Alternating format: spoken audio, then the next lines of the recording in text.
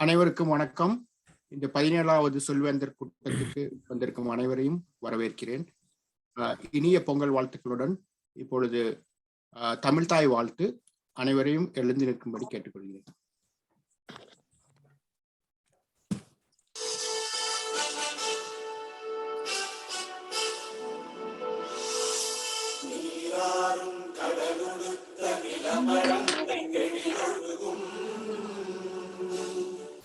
சீராரும் மதனமென திகழ்வலத கண்டமிதில் எக்கணமும் அதில் சிறந்த திராவிடனல் திருநாடும் தக்க சிறு இவை முதலும் தரித்தனரும் திலகமுமே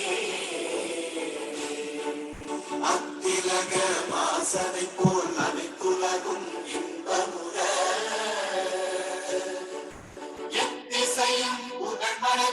இருந்த பெரும் தமிழனங்கே தமிழனங்கே உன் சீரிழமை திறந்து என்று செய்ய மறந்து வாழ்த்ததுமே வாழ்த்ததுமே வாழ்த்ததுமே.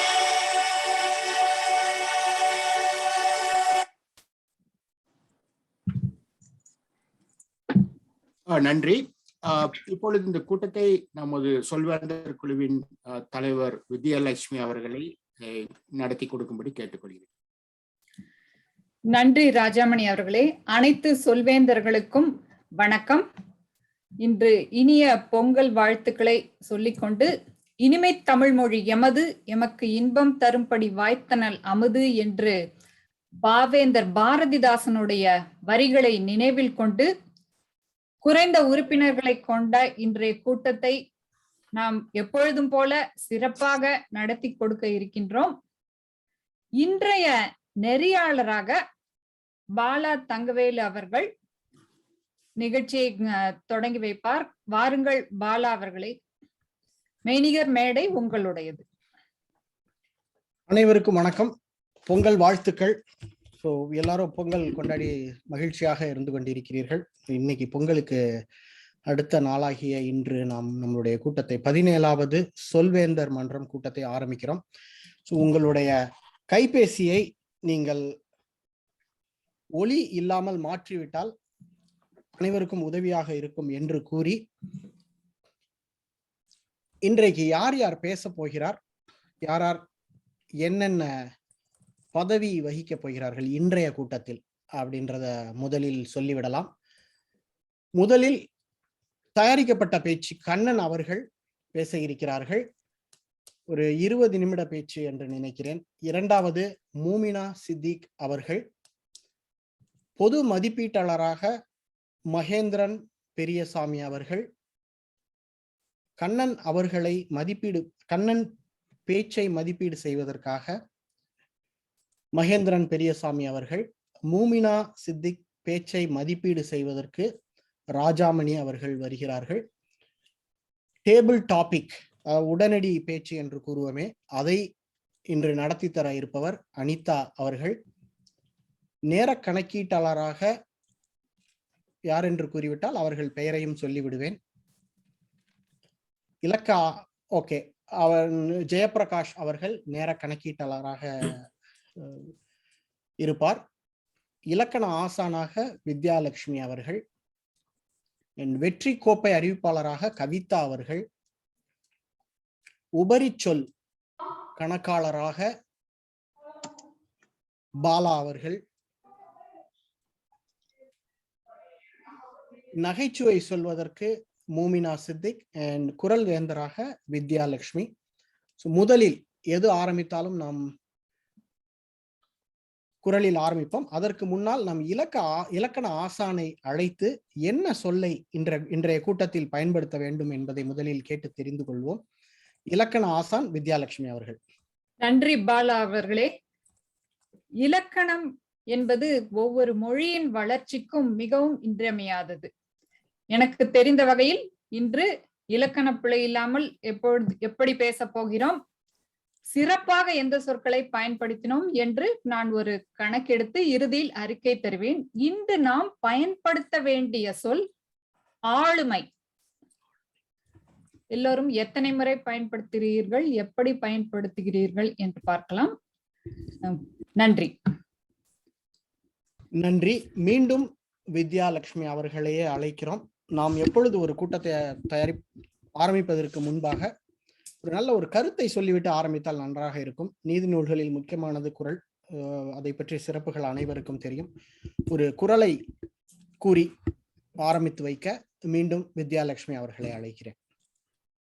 அணுவை துளைத்து ஏழ் கடலை புகட்டி குறுகத் தரித்த குறள் என்பது குறளின் பெருமையை விளக்கும் ஒரு சிறிய குறள். இன்று நான் சொல்ல போகும் குறள் சொல் வன்மையை பற்றியது. 647வது. பல சொல்ல காமுறுவர், மன்ற மாசற்ற சில சொல்லல் தேற்றாதவர். அதாவது இதன் பொருள் யாதென்றால், சுருங்க சொல்லி விளங்க வைக்க முடியாதவர்கள்தான் நீட்டி இழுத்து பல சொற்களை பயன்படுத்தி அதிகமாக பேசுவார்கள். சுருங்க சொல்லும் திறமை உடையவர்கள் குறைந்த சொற்களிலேயே சிறப்பாக தங்களுடைய கருத்துக்களை வெளிப்படுத்துவார்கள். அதுதான் இந்த குறளின் மிக ஆழமான பொருள். என் மனதை கவர்ந்த குறளும் கூட. நன்றி பாலா. நன்றி. அதாவது நாவன்மையில் ஆளுமை வேண்டும் அப்படின்னு சொல்லியிருக்காங்க. நாவன்மை என்றால் என்ன? நாம் நினைப்பதெல்லாம் நாம் நினைப்பதையெல்லாம் சொல்லுவதா நாவன்மை? இல்ல. அதை அடுக்கி அடுக்கி பேசி கத்துவதா நாவன்மை? இல்ல. சொற்களை தேர்ந்தெடுத்து அது எந்த அளவிற்கு அது உபயோகமாக இருக்கும் என்று நினைத்து, 4 சொல் நமக்கு தெரிஞ்சிருக்கு, அதை உபயோகப்படுத்துவது ரொம்ப எளிது. 4 லட்சம் சொல் நமக்கு தெரிந்திருக்கிறது என்றால் அங்கதான் பிரச்சனையை ஆரம்பிக்கும். அங்குதான் நாம் எந்தெந்த சொற்களை தேர்ந்து எடுத்து பேச வேண்டும் என்றது. நாவன்மை உள்ளவர்களுக்கு சொற்களஞ்சியம் அதிகமாக இருக்கும். ஸோ நாவன்மை என்பது முக்கியமாக படித்தவர்களுக்கு. ஸோ அருமையாக கூறினார் வித்யாலட்சுமி அவர்கள். அடுத்து நாம் அழைக்கவிருப்பது, ஒரு எந்த வேலை செய்தாலும் கிருபானந்த வாரியார் சொல்லுவாரு, மூட்டையில நெல்லு போடும்போது அப்பப்போ ஒரு குலுக்கிக்குவாங்க அப்படின்னு சொல்லிட்டு. ஸோ அந்த மாதிரி முக்கியமான சில விஷயங்களை பேசுவதற்கு முன் மனது மென்மையாக இருக்க வேண்டும் என்பதற்காக ஒரு நகைச்சுவை கூறுவதற்காக நம்ம சொல்வேந்தர் மூமினா சித்திக் அவர்களை அழைக்கிறேன். மியூட்ல இருக்கீங்க.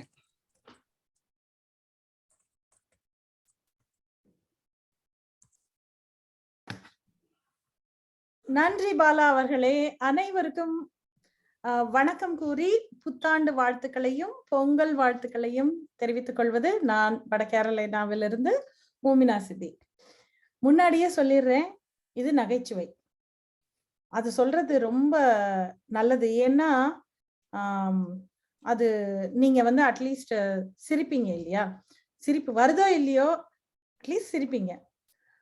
பேங்க்ல வங்கியில ஒரு சரியான கூட்டங்க. வரிசையில நின்ன ஒருத்தன் எப்படியாவது முன்னாடி போயிடலாம்னு நைஸா முன்னாடி நகர்றான்.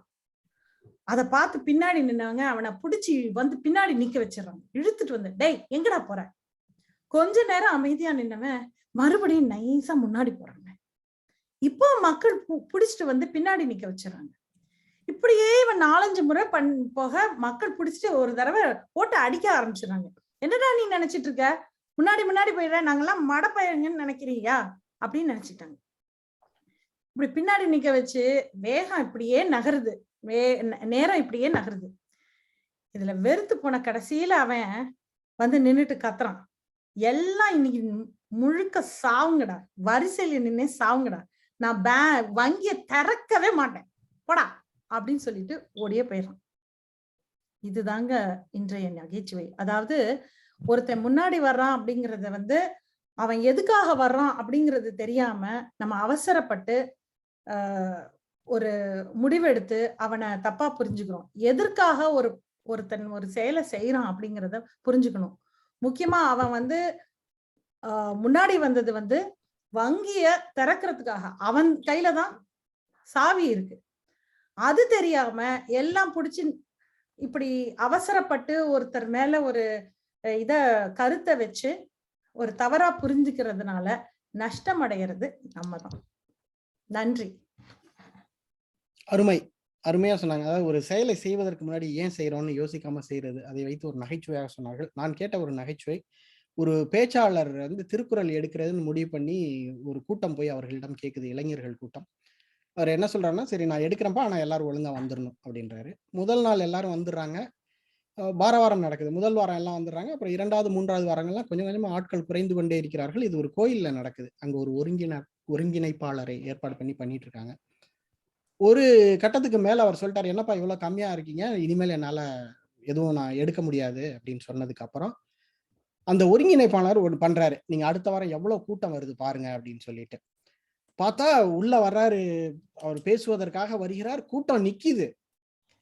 என்னன்னு பார்த்தா வெளியில சக்கரை பொங்கலும் சுண்டலும் தருவோம் அப்படின்னு போட்டு வச்ச உடனே கூட்டம் வந்து முழுசா உட்காந்துருச்சு. இவர் உள்ள போக ட்ரை பண்றாரு, எல்லாரும் பிடிச்சு அவரை வெளியில தள்ளுறாங்க. அவரு சொன்னாராம், நான் தாண்டா இன்னைக்கு பேச போறேன் அப்படின்னு. இப்படி சொல்லிட்டு 10 பேர் உள்ள போயிட்டாங்க, இங்கே இரு அப்படின்னு தள்ளி விட்டாராம். அந்த மாதிரி ஒரு அருமையான நகைச்சுவை. நீங்க சொன்ன உடனே எனக்கு அது ஞாபகத்திற்கு வந்தது. அருமை. இப்போ நம்ம பேச்சுக்கு போயிடலாம்.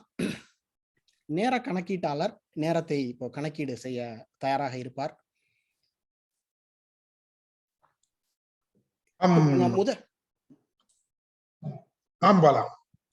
சொல்லுங்க, ஏதாவது சொல்ல வந்தீங்களா? நான் தயாரா இருக்கேன்னு சொல்ல வந்தேன். தயாரா இருக்கேன் அப்படிங்களா? நன்றி. முதல் பேச்சாளரை நாம் அழைக்கிறோம். கண்ணன் அவர்கள் என்ன பேச? பாலா அவர்களே, ஒரு நிமிடம். முதல் பேச்சாளரை அழைப்பதற்கு முன்னால் நம்முடைய புது உறுப்பினரை முறைப்படி நாம் அறிமுகப்படுத்தி விடலாம் என்று நினைக்கிறேன். வரதராஜன் அவர்களே வருகிறீர்களா? முறையாக எப்படி அறிமுகம் செய்ய வேண்டும் என்றால், நாம் வரதராஜன் அவர்களை உறுப்பினராக ஏற்றுக்கொள்கிறோமா என்று நான் கேட்பேன். நீங்க ஐயா, நீங்க வந்து காதை மூடிக்கோங்க ஒரே ஒரு நிமிஷம். நாம் வரதராஜன் அவர்களை நம்முடைய உறுப்பினராக எடுத்துக்கொள்கிறோமா?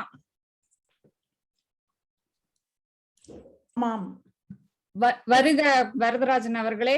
நீங்க கைகளை மூட சொல்லிருக்கணும், காதை மூட சொல்லிட்டீங்க. ஆங்கில சொல்வேந்தர் மன்றத்தில் அப்படி பழகி அந்த பழக்கம் வந்து விட்டது. அவர்களை வரவேற்று நம்முடைய புது உறுப்பினரை வாழ்த்து கூறி நம்முடன் இணைத்துக் கொள்கிறோம்.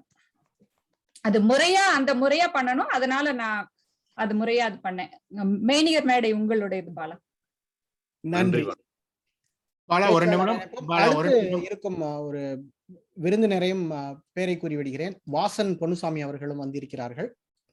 அவர்கள் பெயரை கூறிவிட்டு போன வாரம் வந்தார்கள், போன கூட்டத்திற்கும் வந்தார்கள் என்று கூறிவிட்டு முதலில் கண்ணன் அவர்களை பேச அழைக்கிறேன். கண்ணன் அவர்கள் தான் எந்த பாதையில் பேச இருக்கிறோம், என்ன தலைப்பில் பேச இருக்கிறோம் என்பதை கூறி, எத்தனை நிமிடம் பேச இருக்கிறீர்கள் என்பதையும் கூறிவிட்டால் நேர கணக்கீடாளருக்கு எளிதாக இருக்கும் என்பதை கூறி, மேடை உங்களுடையது.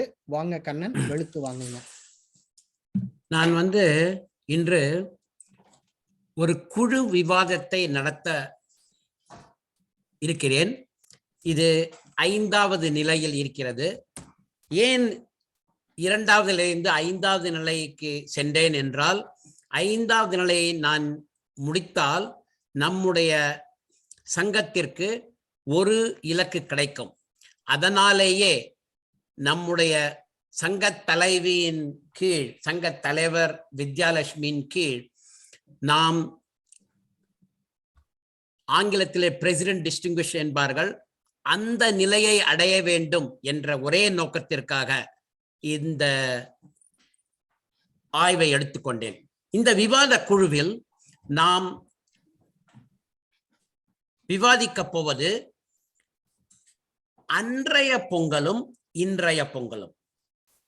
பொங்கல் எப்படி அந்த நாளில் இருந்தது நம்முடைய சிறு வயதில், இப்பொழுது பொங்கல் எப்படி இருக்கிறது, எது சிறந்தது? குறுக்கிடுவதற்கு மன்னிக்கணும். எவ்வளவு நேரம் பேச போறீங்கன்னா அதை முன்பே நம்முடைய நேர காப்பாளருக்கு அறிவித்து விட்டேன். 25 நிமிடங்களிலிருந்து 30 நிமிடம் வரையில் இலக்கு.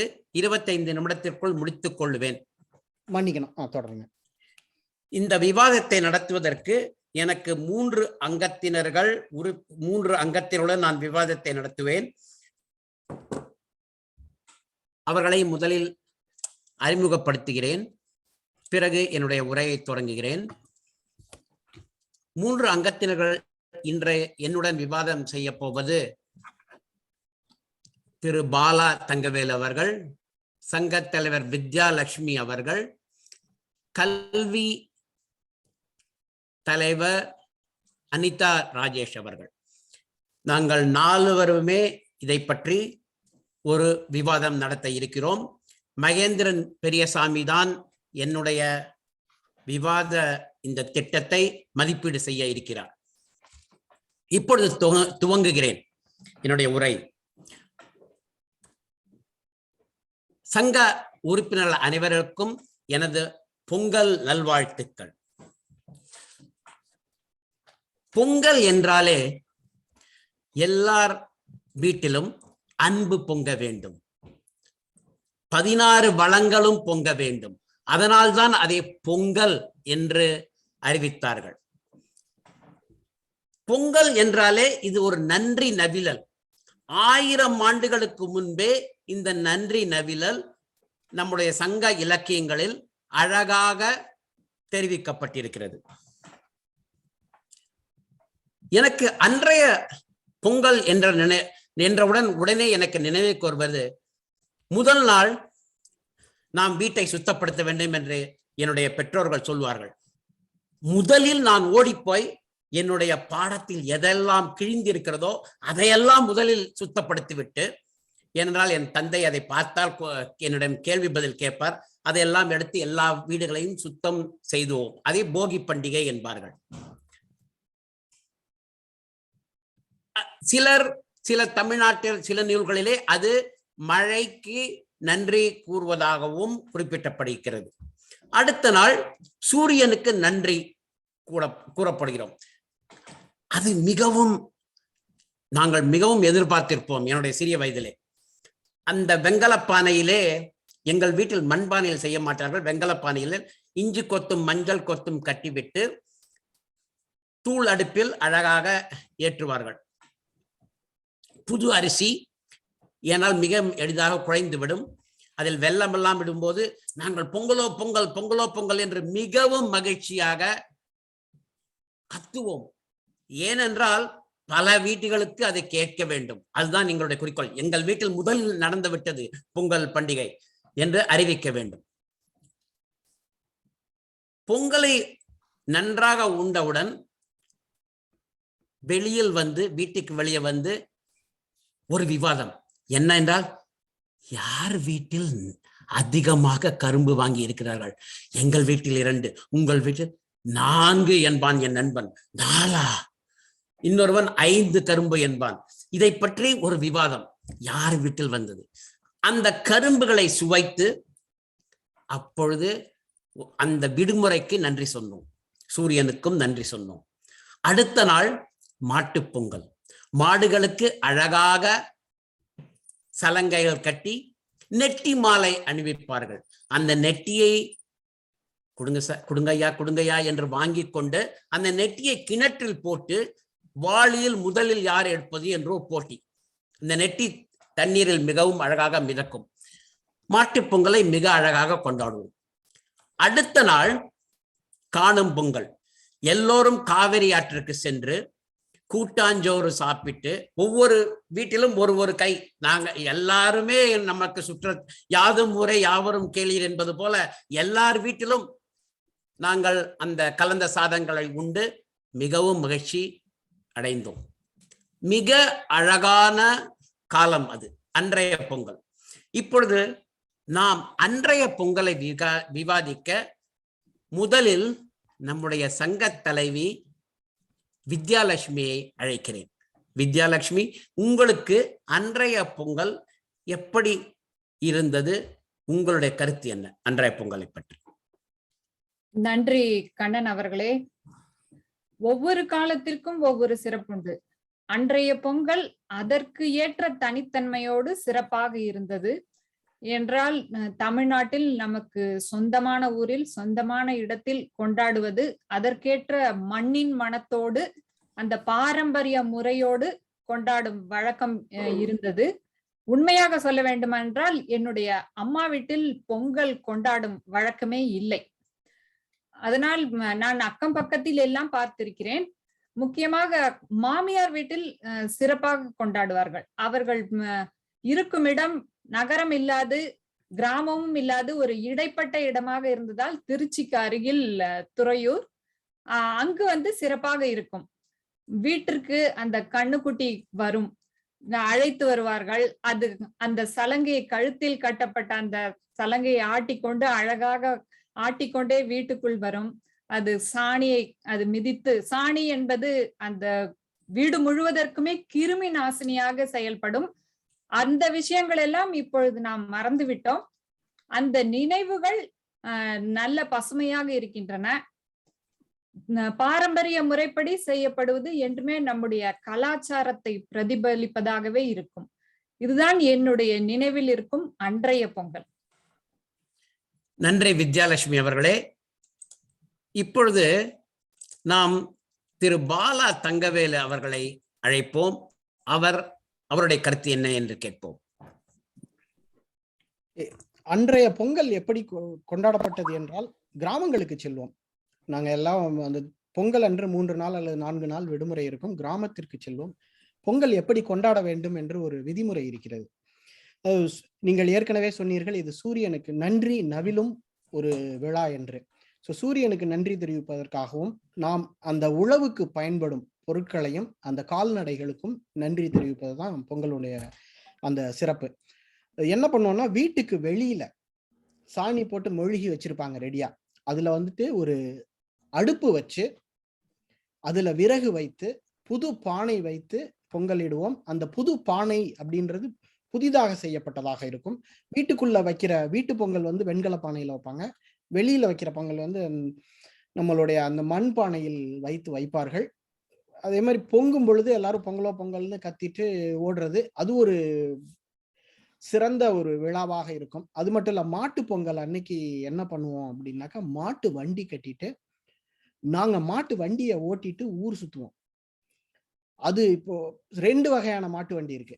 ஒன்று பொருட்களை ஏற்றி செல்வது, இன்னொன்று இந்த கூட்டு வண்டி என்று கூறுவோம், ஆட்கள் உட்கார்ந்து செல்வது. இரண்டில் எது கிடைக்கிறதோ அதை ஓட்டி செல்வோம். இது நாங்கள் சிறுவராக இருக்கும் பொழுது இது செய்வது அன்றைய பொங்கல். இன்னொன்று முக்கியமான ஒரு விஷயம்னாக்கா, மஞ்சு விரட்டு என்று ஒன்று நடக்கும். ஏறு தழுவுதல் வேறு, மஞ்சு விரட்டு வேறு. மஞ்சு விரட்டு என்பது இப்ப காரைக்குடி அருகிலே சிராவயல்னு ஒரு ஊர் இருக்கு, அங்க போயிடுவோம். ஏன்னா எங்களுடைய காரைக்குடி பக்கத்துலதான் நாங்க அந்த பொங்கலுக்காக செல்வோம் கிராமத்திற்கு. அங்க என்ன பண்ணுவாங்க அப்படின்னா, தொழுவத்திலிருந்து மாடை திறந்து விடுவார்கள். ஒன்றா வராது, எல்லாமே ஒரே நேரத்துல வெளியில இருக்கும். அது அதுதான் மஞ்சு விரட்டு என்று கூறுவார்கள். ஸோ ரொம்ப அருமையாக அன்றைய காலகட்டங்கள்லாம் ஒரு மாதிரி இனிமையான காலமாக இருக்கும். ஸோ இன்று வீட்டிற்கு உள்ளேயே பொங்கல் வைக்கும் ஒரு நிலைமைக்கு வந்திருக்கிறோம். நன்றி. நன்றி பாலா தங்கவேல் அவர்களே. நீங்கள் கூறிய மஞ்சு விரட்டை நான் இலக்கியத்தில் தான் படித்திருக்கிறேன், அதுவும் 2 மதிப்பெண்களுக்காக. நான் பிறகு சென்னைக்கு வந்த பிறகுதான் அதை தொலைக்காட்சிகளில் கண்டு அதை பற்றி அறிந்து கொண்டேன். நான் சிறுவனாக இருக்கும் பொழுது மஞ்சு விரட்டு, ஜல்லிக்கட்டு என்பதெல்லாம் பாட புத்தகத்தில் படித்ததுதான், எனக்கு அவ்வளவாக தெரியாது. சங்கத்தலைவி வித்யாலட்சுமி கூறும் பொழுது அந்த கன்றின் சாணி மிகவும் சிறந்த கிருமி நாசினி என்று சொன்னார்கள். மிகச்சிறந்த ஒரு கருத்து.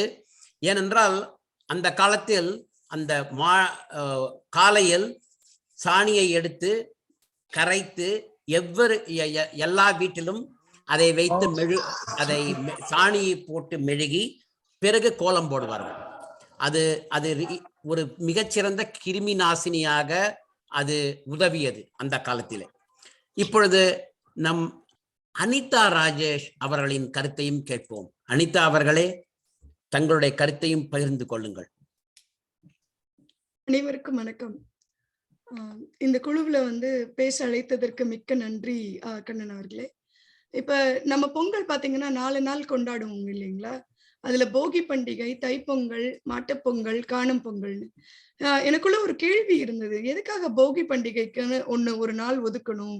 போகி பண்டிகை வந்து அவசியம் தானா அப்படின்னு, அந்த காலத்து பொங்கல் நம்ம கொண்டாடுற முறைக்கு அப்படின்னு சொல்லிட்டு.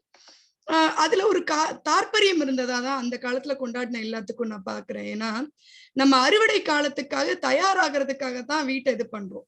தானிய கிடங்குகள்லாம் அன்னைக்கு காலத்துல பாத்தீங்கன்னா வீட்டுக்குள்ளதான் வந்து சேமிச்சு வைப்பாங்க. அந்த உள்ளுக்குள்ள சேமிப்பாங்க.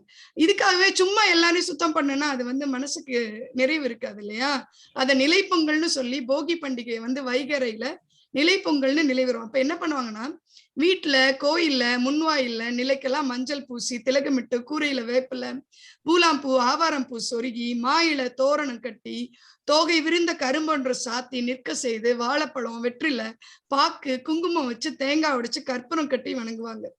இது ஏன்னா தை மாதம் அறுவடைங்கும் போது புது தானியங்கள் வரும், பழைய தானியங்கள் வெளியில எடுப்பாங்க. பூலாப்பூ, ஆவரம்பூ, வேப்பில, மஞ்சள் தரையில இருக்கிறதெல்லாம் பரப்பி அது மேலதான் தானியங்களை கொட்டி வைப்பாங்க. ஏன்னா இதுக்கு பேர் காப்பு கட்டுன்னு ஒரு பேரு உண்டு. தானியங்கள் கெட்டு போகாம இருக்கிறதுக்காக இது உதவும். பண்டைய காலங்களை பாத்தீங்கன்னா வீட்டுல உள்ளவங்களுக்கு நோய் அண்டாமல் இருக்கிறதுக்கு தான் இந்த காப்பு கட்டு இருக்கும். அந்த காப்பு கட்டுல இருக்கிறதுல எடுத்தாலே மருத்துவம் நமக்கு இருக்கும். ஓடி போய் எங்கேயும் ஓட வேண்டாம். அதுவும் ஒரு பருவநிலை மாறும் போதுதான், அதாவது மழை காலத்துல இருந்து ஒரு காலமும், வெயில் காலம் வரும்போது, இந்த காலங்கள் மாறும் போதுதான் நமக்கு வந்து நோய்கள் ஜாஸ்தியா வரும். அதனால மூட்டை பூச்சி, விஷப்பூச்சி தாக்குதல் இருந்து விடாம இருக்கிறதுக்கு தான் வீட்டின் முகப்புல இந்த மாதிரி கட்டியிருந்தாங்க. தை மாதம் முழுதும் பாத்தீங்கன்னா வீடு சுத்தமா நோய் கிருமி தாக்காம வாழ்றதுக்கான ஒரு முன்னேற்பாடா தான் அங்க இருந்தது. என் தாத்தா பாட்டி காலத்துல பாத்தீங்கன்னா பொங்கலுக்கு முதல் நாள்ல வந்து வயல்ல வேலை செஞ்சவங்களுக்கு மரக்காவுல நெல்லு, வயல்ல விளைஞ்ச கரும்பு, கூடவே புது ஆடைகள் தந்து நன்றியோட வழிபடும் ஒரு அறுவடை நாளா பார்த்தாங்க. வீட்டு மாடுகளை குளுக்க வச்சு வண்ணம் பூசி, கழுத்துல மணி கட்டி, உற்சாகமா அவங்களோட ஊருக்குள்ள ஊர்வலம் போக அதை கண்டு கழிக்கும் ஒரு மகிழ்ச்சியான நாளா இருந்தது. என் அம்மா அப்பாவுக்கு எப்படி இருந்தது பொங்கல் பண்டிகைன்னு பாத்தீங்கன்னா, கிராமத்துல 3 பக்கம் கல்லு வச்சு, 3 கல்லை வச்சு 3 பக்கமும் வச்சு விறகை எரிச்சு சூரியனை பார்த்து பொங்கலோ பொங்கல்னு பொங்கல் வைத்த உழவர் திருநாளா இருந்தது அவங்களுக்கு. இப்ப எனக்கு என்ன பொங்கல் பண்டிகை ஞாபகம் வருதுன்னு பாத்தீங்கன்னா, வாசல்ல தோரணம் கட்டியது, கூரப்பூ, பூலாப்புக்கு நான் தான் மேலே ஏறி சொருகுவேன்னது, வண்ண கோலம் போட்டது, அந்த வீட்டு கோலத்தோட என் வீட்டு கோலம் பெருசா இருக்குன்னு பார்த்தது, வீட்டுக்கு வெள்ளை அடிச்சு புது பானையில புது அரிசியில சக்கரை பொங்கல் வச்சு கரும்பு சாப்பிட்டது, கொத்து கொத்தா மஞ்சள மாட்டு வண்டியில போனது, கரும்பு சீவி, அதாவது கொம்பு சீவி வண்ணம் பூசப்பட்ட மாடுகளை அச்சத்தோடும் ஆசையோடும் பார்த்தது, தடவி கொடுத்தது, ஜல்லிக்கட்டு தான் ஞாபகத்துக்கு வருது. நான் வந்து மாலைப்பட்டிங்கிற கிராமம் அலங்கநல்லூர் பக்கத்துல. நான் வளர்ந்ததெல்லாம் மதுரையா இருந்தாலும் எங்க அப்பா பூர்வீகம் அதுதான். அப்ப அங்க போயிடுவோம். ஆனா இன்னைக்கு தலைமுறைகளுக்கு பொங்கல் எப்படி இருக்குங்கிற ஒரு கேள்வியோட, அதாவது இன்னைக்கு இங்க இருக்கிற இப்ப முந்தின தலைமுறை கூட எடுத்துக்கிட்டோம்னா, அந்த புலம்பெயர்ந்த குழந்தைங்களுக்கு எப்படி இருக்குன்னு பாத்தீங்கன்னா, அது ஒரு பண்டிகை. பொங்கலும் கரும்பும் சாப்பிடுவோம். அன்னைக்கு தமிழர்கள் தமிழ் பள்ளியில கொண்டாடும் ஒரு தமிழர் விழான்னு இருக்கு. இதுதான் நான் பண்டிகையா பொங்கலா பாக்குற விஷயங்களா உங்களோட பகிர்ந்துக்கணும்னு நினைச்சேன். நன்றிங்க கண்ணன் அவர்களே. நன்றி அனிதா அவர்களே. அந்த தோரணம் கட்டுவதே ஒரு மிகச்சிறந்த ஒரு பணி. மாவிலை தோரணங்களை அழகாக கட்டி எல்லா நிலைப்படிகளிலும் மாவிலை தோரணம் கட்டுவது மிகச்சிறப்பான ஒரு பணி.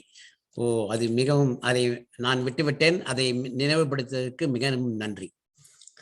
இப்பொழுது இன்றைய பொங்கலுக்கு வருவோம். இன்றைய தினம் நாம் பொங்கலை வேறு வழியில் சிறப்பாக கொண்டாடுகிறோம். அதை பற்றி நான் பேசும் முன் நான் திரு பாலா அவர்களை முதலில் பேச அழைக்கிறேன். பாலா அவர்களே, இன்றைய பொங்கலை பற்றி உங்களுடைய கருத்து என்ன? அனைவருக்கும் மீண்டும் வணக்கம். ஏற்கனவே சொன்ன மாதிரி அன்றைய பொங்கல் எப்படி கொண்டாடுகிறோம் என்று சொல்லியிருந்தோம். நமக்கு அன்னைக்கு நேரம் அதிகமாக இருந்தது. உழவு என்ற சில வேலைகள் தான் இருந்தது. இன்றைய மாதிரி நாம் ஓடிக்கொண்டே இருக்கவில்லை. நான் குழந்தையாக இருக்கும் பொழுது சொல்லிக் கொண்டிருக்கிறேன், ஓடிக்கொண்டே இருக்கவில்லை. அதனால பெரியவர்களுக்கும் நேரம் இருந்தது, வீட்டில் இருக்கும் தலைவர் தலைவி அனைவருக்கும் நேரம் இருந்தது. அதனால நம்ம பொங்கலை வந்துட்டு ரொம்ப பொறுமையா கொண்டாடிட்டு இருந்தோம். ஸோ இன்றைய காலகட்டத்திற்கு வந்தீர்கள் என்றால் வீட்டில் ஒவ்வொருவரும் ஓடிக்கொண்டே இருக்கிறோம். ஒரு திசையில் அல்ல, பல திசைகளில் ஓடிக்கொண்டிருக்கிறோம். இங்கு எல்லாரையும் இழுத்து ஒரு இடத்தில் நிறுத்தி வைப்பது என்பதே ஒரு பெரிய காரியமாக ஆகிவிட்ட இந்த காலத்தில் கிராமங்களுக்கெல்லாம் செல்ல முடியுமா என்றது பெரிய விஷயமா இருக்கு. என்ன காரணம் அப்படின்னாக்க, குழந்தைக்கு ஒரு நாள் 2வது 3வது படிக்கக்கூடிய ஒரு குழந்தையை திருமணத்திற்கு கூட கூட்டி செல்வதில்லை என்ற காலகட்டங்களில். ஏன்னா படிப்பு கெட்டுரும் அப்படின்னு சொல்லிட்டு. எங்க பாட்டிலாம் அந்த காலத்துல திட்டுவாங்க, பெரிய கலெக்டர் படிப்பு படிக்கிறாங்க அப்படின்னு. அந்த மாதிரி இப்போ சொல்வதற்கு கூட ஆட்கள் இல்லை. அந்த மாதிரி எல்லாரையும் இழுத்து ஒரு இடத்தில் நிறுத்துவதே ஒரு பெரிய காரியமாக இருக்கிறது. இவ்வளவையும் செய்துவிட்டு ஒரு கூட்டுக்குள் வாழும் அந்த அபார்ட்மெண்ட் என்று சொல்லுவோம், அல்லது சிறு சிறு வீடுகளுக்குள் நாம் மட்டும், நம் குடும்பம் மட்டுமே. பழைய காலத்துல பொங்கல் நம்ம வீட்டுல வச்சாங்கன்னாக்க பக்கத்து வீட்டுல இருந்து 4 வீட்டுல இருந்து வருவாங்க. அவங்க பொங்கல் வைக்கும்போது அதுக்கேற்ற மாதிரி நேரம் கணக்கு பண்ணிப்பாங்க, எந்தெந்த வீட்டுல எந்தெந்த நேரத்துல வைக்கலாம் அப்படின்னு சொல்லிட்டு அதுக்கேற்ற மாதிரி போவோம் வருவோம். இன்றைக்கு நம் வீட்டிற்குள்ளேயே நம் உறவினர்கள் மட்டுமே வைத்துக்கொண்டு பொங்கல் வைக்கிறோம். இன்றைக்கு வாயு அடுப்பு அதில் தான் பொங்கல் வைக்கிறோம். ஒரு 10 ஆண்டுகளுக்கு முன் வரை பானையில் வைத்துக் கொண்டிருந்தோம். இன்று காற்று அழுத்த பாத்திரம், தூய தமிழ்ல மாத்திருக்கேன்னு நினைக்கிறேன், பிரஷர் குக்கரை, அழுத்த பாத்திரத்தில் வைத்து பொங்கல் வைக்கிறோம். அன்றைய நிலையில் மாறினா மகிழ்ச்சி எல்லோருக்கும் ஒன்றுதான். அன்றைய நாளில் காலையிலிருந்து முதலில் சினிமாவிற்கு சென்று படம் பார்ப்போம். இன்று வீட்டு தொலைக்காட்சியிலே உட்கார்ந்து என்னென்ன வருதோ எல்லாத்தையும் பார்க்கிறோம். ஒன்றாக உட்கார்ந்து மகிழ்ந்து கூடி இன்றும் பொங்கல் மகிழ்ச்சியாக கொண்டாடுகிறோம். கொண்டாடும் விதம் வேறு வகையாக இருக்கிறது. ஒரு பெரிய வீட்டை கட்டிட்டு, ஒரு 1000 ஜன்னல் வீட்டை கட்டிட்டு வீட்டுக்கு வெளியில இருந்து வீட்டுக்குள்ள பார்த்தா எப்படி இருக்கும்? 1000 ஜன்னல் வச்சு வீடு கட்டுவதே வீட்டின் உள்ளிருந்து வெளி உலகை பார்ப்பதற்காகத்தான். ஆனால் 1000 வீடு ஜன்னலை வைத்து இன்று வீட்டிற்கு வெளியில் இருந்து வீட்டிற்குள் பார்த்து கொண்டிருக்கிறோம். அப்பொழுது வீட்டிற்குள் இருந்து வெளி உலகத்தை பார்த்து கொண்டிருந்தோம். இதுதான் இன்றைய பொங்கல். நன்றி பாலா அவர்களே, நன்றி. இப்பொழுது அனிதா அவர்களை இன்றைய பொங்கல் பற்றி கருத்தை பகிர்ந்து கொள்ள அழைக்கிறேன். வணக்கம் கண்ணன் அவர்களே. நீங்க நான் சொல்ல வேண்டிய நிறைய விஷயங்களை பாலா அவர்கள் சொன்னதுனால இன்றைய பொங்கலை நான் வேறு கோணத்துல இருந்து பார்க்கலாம் அப்படின்னு நினைக்கிறேன். அன்னைக்கு நம்ம பொங்கல் கொண்டாடுறதுக்கான முக்கியமான காரணம் என்னன்னா, நெல் அறுவடை செய்து மகிழ்ந்து இருக்கிறதுக்காக கொண்டாடணும். இன்னைக்கு நம்ம இப்ப புலம்பெயர்ந்து இருக்கிறதுனால இதை நான் எப்படி பாக்குறேன்னா, இங்க இருக்கிற நன்றி நவிழும் நாள், அதாவது தேங்க்ஸ் கிவிங் ஃபெஸ்டிவலுக்கு ஒப்புமையா நான் இதை பார்க்கலாம் அப்படின்னு நினைக்கிறேன். அதாவது நம்மளுடைய சூழ்நிலைக்கு உழவர்களா இருக்கிறவங்க உழவுக்கு உதவியவங்களுக்கு அன்னைக்கு நமக்கு நன்றி சொன்னாங்க. நாம இன்னைக்கு எப்படின்னா, நமக்கு உதவியவர்களுக்கு இந்த நாளை நன்றி சொல்றதுக்கு பயன்படுத்திக்கலாமோ அப்படிங்கிற மாதிரி சிந்தனை எனக்குள்ள வருது. அது மட்டும் இல்லாம ஒவ்வொரு அன்னத்தையும் எங்க அப்பா சொல்லுவாங்க, ஒவ்வொரு அரிசி பருக்கையும் உள்ள வர்றதுக்கு பாத்தீங்கன்னா குறைந்தது 4 மாதங்கள்ல இருந்து 6 மாத காலங்கள் ஆகுது. நீ ஒரு பருக்கையை வீணடிச்சேன்னா அந்த உழைப்பு ஒரு குறைந்தது 120 நாளுக்கான உழைப்பை நீ வீணடிக்கிற மாதிரிமா அப்படின்பாங்க. அதனால அந்த உழைப்பை, யாருடைய உழைப்பையும் திருடாமல், யாருடைய உழைப்பையும் வீணடிக்காமல் அதை நம்ம பயன்படுத்திக்கிற மாதிரி, அவங்களுக்கு மேம்படுத்துற மாதிரி இந்த பொங்கல் விழாவை நம்ம கொண்டாடுறதுதான் சிறப்பு அப்படின்னு நான் நினைக்கிறேன். அந்த மாதிரி பண்ணணும் அப்படின்னு. அப்படி பண்ணணும்னா பொங்கலுடைய தாற்பயத்தை நம்ம என்ன தொழில் பண்ண, அதாவது அன்னைக்கு வேளாண்மை மட்டுமே முக்கிய பிரதான தொழிலா இருந்தது. இன்னைக்கு தொழில்கள் பறந்துபட்டு விரிஞ்சு இருக்கும் போது நானும் பாலா அவர்கள் சொன்னதோட ஒத்து போறேன். நேரங்கள் வேற மாதிரி நம்ம பயன்படுத்துற காலகட்டத்துல எப்படி பார்க்கணும் அப்படின்னு நான் நினைக்கிறேன்னா, நமக்கு உதவியவர்களுக்கு, நாம் உதவ வேண்டியவர்களுக்கு அப்படின்னு இந்த விழாவை நம்ம பார்த்தோம் அப்படின்னா இது இன்னும் சிறப்பாக இருக்கும் அப்படிங்கிற மாதிரி இன்னைக்கு கொண்டாட்டங்கள் அமையணும் அப்படின்னு நினைக்கிறேன். அதாவது அன்னைக்கு செஞ்ச பொங்கலை வச்சோம், கரும்பு சாப்பிட்டோம், என் குழந்தைங்களுக்கு புத்தாடை போட்டோம் அப்படின்னு இல்லாம, ஏன்னா அன்னைக்கு செஞ்சாங்கன்னா அது இயற்கையோட ஒத்து இருந்தது. சூரியனுக்கு நன்றி செலுத்துறதாவும், விளைஞ்ச கதிர், அதாவது நெல்லை நம்ம இது பண்றதாவும், அப்பதான் அவங்க அதை பொங்குவாங்க, இடிச்சு அதை அவிச்சு பொங்கி பொங்கல் வைப்பாங்க. ஆனா இன்னைக்கு நம்ம அதெல்லாம் தாண்டி வந்துட்டோம் இன்னைக்கு இருக்கிற நவநாகரிக உலகத்துல. அப்ப அதையும் வச்சுக்கொண்டு எவ்வளவு தூரத்துக்கு கடைபிடிக்க முடியுமோ அதே போல் நாம் இதற்குள் இன்னும் நன்றி நவிழ்தலையும் சேர்த்தோம்னா இன்னும் சிறப்பா இருக்கும் அப்படின்னு நான் நினைக்கிறேன். வாய்ப்புக்கு நன்றி கண்ணன் அவர்கள். நன்றி, தங்களுடைய கருத்துக்கு நன்றி.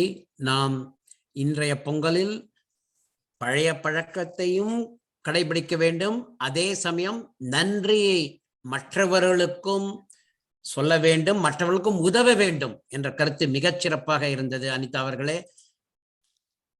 இப்பொழுது பாலா அவர்கள் என்ன சொல்லுகிறார்கள் என்று கேட்போம். பாலா அவர்களே, தங்களுடைய கருத்தை பகிர்ந்து கொள்ளுங்கள்.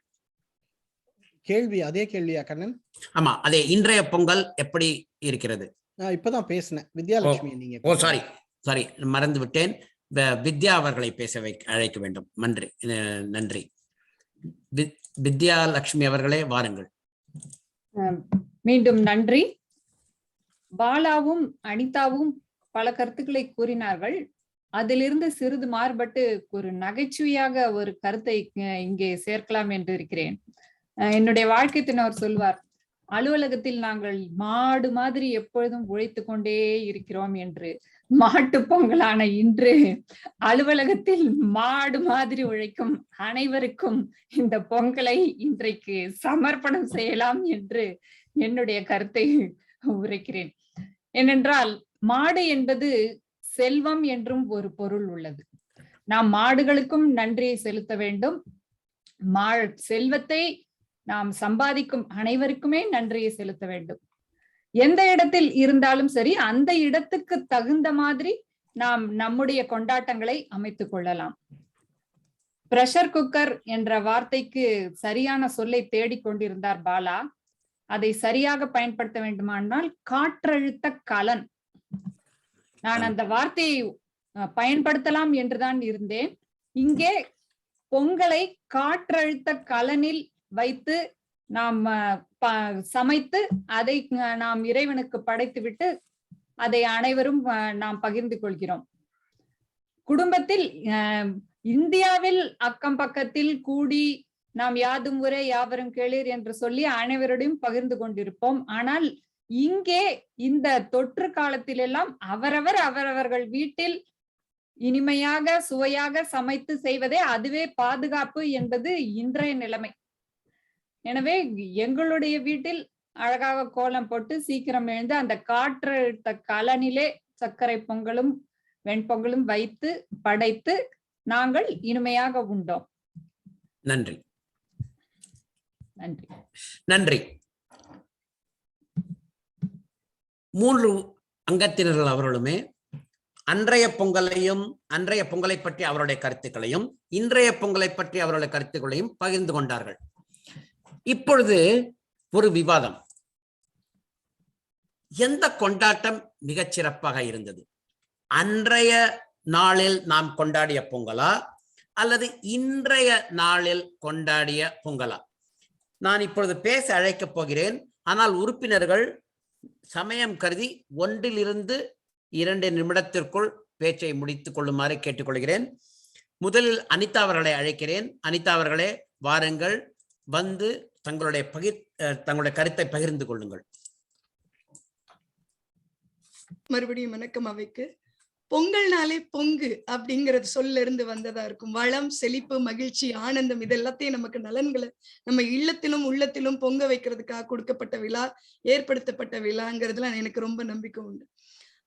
அந்த இடத்துல நம்ம சில இடத்துல நம்ம மாறி இருந்தா கூட எப்படி சொல்லலாம், அதாவது நேற்று கொண்டாடினாலும் சரி, இன்னைக்கு கொண்டாடினாலும் சரி, நம்ம மாற்றம் ஒன்றே மாறாதது அப்படின்னு சொல்லும் போது மகிழ்ச்சி ஒன்றே நிலையானது அப்படிங்கறது நம்ம தாற்பயத்தை பிடிச்சுக்கிட்டு நம்ம பொங்கல் விழாவை சிறப்பா நம்ம கொண்டாடுவோம். இன்னும் பல நூற்றாண்டுகள் தாண்டியும் இன்னும் பல ஆண்டுகள் கடந்தும் இந்த விழாவை சிறப்பா செய்வோம் அப்படிங்கிறதுல எந்தவித ஐயமும் எனக்கு இல்லை. என்ன பொறுத்த வரைக்கும் பாத்தீங்கன்னா, அன்னைக்கு கொண்டாடின பொங்கல்ல ஒரு அர்த்தம் இருந்தது. இன்னைக்கு அந்த அர்த்தத்தை தொலைச்சிட்டு கொண்டாடுறோமோ அப்படிங்கிற ஒரு பயம், அச்சம் இருக்கு. அந்த அச்சத்தை வெளியேற்றதற்காக உழவுக்கு உதவி செய்த, அதாவது இந்த எத்தனையோ மாதங்கள் காத்திருந்து உழவுக்கு உதவி செய்த உழவர்களுக்கு நம்ம ஏதாவது ஒரு வகையில நியாயம் செய்யும் வகையில இந்த பொங்கலை நம்ம கொண்டாடணும்னா அது ரொம்ப நல்லா இருக்கும் அப்படின்னு நினைக்கிறேன். நம் பாரம்பரியம் உணர்ந்து உழவை போற்றி தைப்பொங்கல் பண்டிகையை கொண்டாடணும்னா நம்ம இல்லங்கள் தோறும் தைப்பொங்கல் திருநாள்ல பெருமகிழ்ச்சி பொங்குன்னு நான் நம்புறேன். அதை உங்களோட பகிர்ந்துக்கிறேன். நன்றி. நன்றி அனிதா அவர்களே. நான் முதலில் எல்லா அங்கத்தினரிடமிருந்து கருத்துக்களை உள்வாங்கிக் கொண்டு பிறகு என்னுடைய கருத்தை சொல்கிறேன். அடுத்து வித்யாலட்சுமி இந்த முறை அழைக்கிறேன். வித்யாலட்சுமி உங்களுடைய கருத்தை பகிர்ந்து கொள்ளுங்கள். இங்கே அமெரிக்காவில் குறிப்பாக பொங்கல் பண்டிகை என்றாலே குழந்தைகளுக்கு அந்த தமிழ் பள்ளியின் பொங்கல் கொண்டாட்டம் தான் நினைவில் இருக்கிறது என்று நான் உறுதியாக சொல்லலாம். ஏனென்றால் இங்கே வெளியே போய் கொண்டாடுவது அந்த தமிழ் பள்ளியின் பொங்கல் கொண்டாட்டம் சிறப்பாக இருக்கும். குறிப்பாக எங்களுடைய தமிழ் பள்ளியிலே இந்த பாரம்பரிய விளையாட்டுகள் எல்லாம் அன்று நடத்துவோம். கபடி, கோகோ என்று பெண் குழந்தைகளுக்கு தனியாக, கபடி ஆண் குழந்தைகளுக்கு தனியாக, இல்ல சேர்த்தும் பல வகையான விளையாட்டுகளை நடத்துவோம். ஓட்ட போட்டி, இல்லது எலுமிச்சை பழத்தை அந்த குச்சியில் வைத்து கொண்டு ஓடுவது, இது போன்ற பல விளையாட்டுகள் சிறப்பாக நடக்கும். இங்கே வளரும் தமிழ் குழந்தைகளுக்கு அந்த தமிழ் பள்ளி கொண்டாட்டம் தான் அந்த பொங்கல் கொண்டாட்டமாக அவர்களுடைய மனதில் இருக்கிறது. என்னை பொறுத்த வரைக்கும் எங்கே இருந்தாலும் சரி, அந்தந்த இடத்திற்கு தகுந்தபடி நம்முடைய கொண்டாட்டங்களை சிறிது மாறுபடுத்தியோ வேறுபடுத்தியோ செய்தாலுமே நம்முடைய பண்பாட்டையும் கலாச்சாரத்தையும் நாம் விடாமல் செய்து கொண்டிருக்கிறோம் என்பது பெரிய விஷயம். நன்றி, நன்றி வித்யாலட்சுமி அவர்களே. அடுத்து நாம் பாலா அவரிடமே இதே கருத்தை கேட்போம். அன்றைய பொங்கல் கொண்டாட்டம் பிடித்ததா அல்லது இன்றைய கொண்டாட்டம் பிடித்ததா? இவர் எங்கே? பாலா அவர்கள். பாலா, மன்னிக்கணும், சொல்லுங்க. அன்று பிடித்தது என்றால் நான் பழைய மனிதனாக ஆகிவிடுவேன், வயதானவனாக ஆகிவிடுவேன். இன்று பிடிக்கும் என்றால் பழமையை ஒதுக்குகிறேன் என்று ஆகிவிடும்.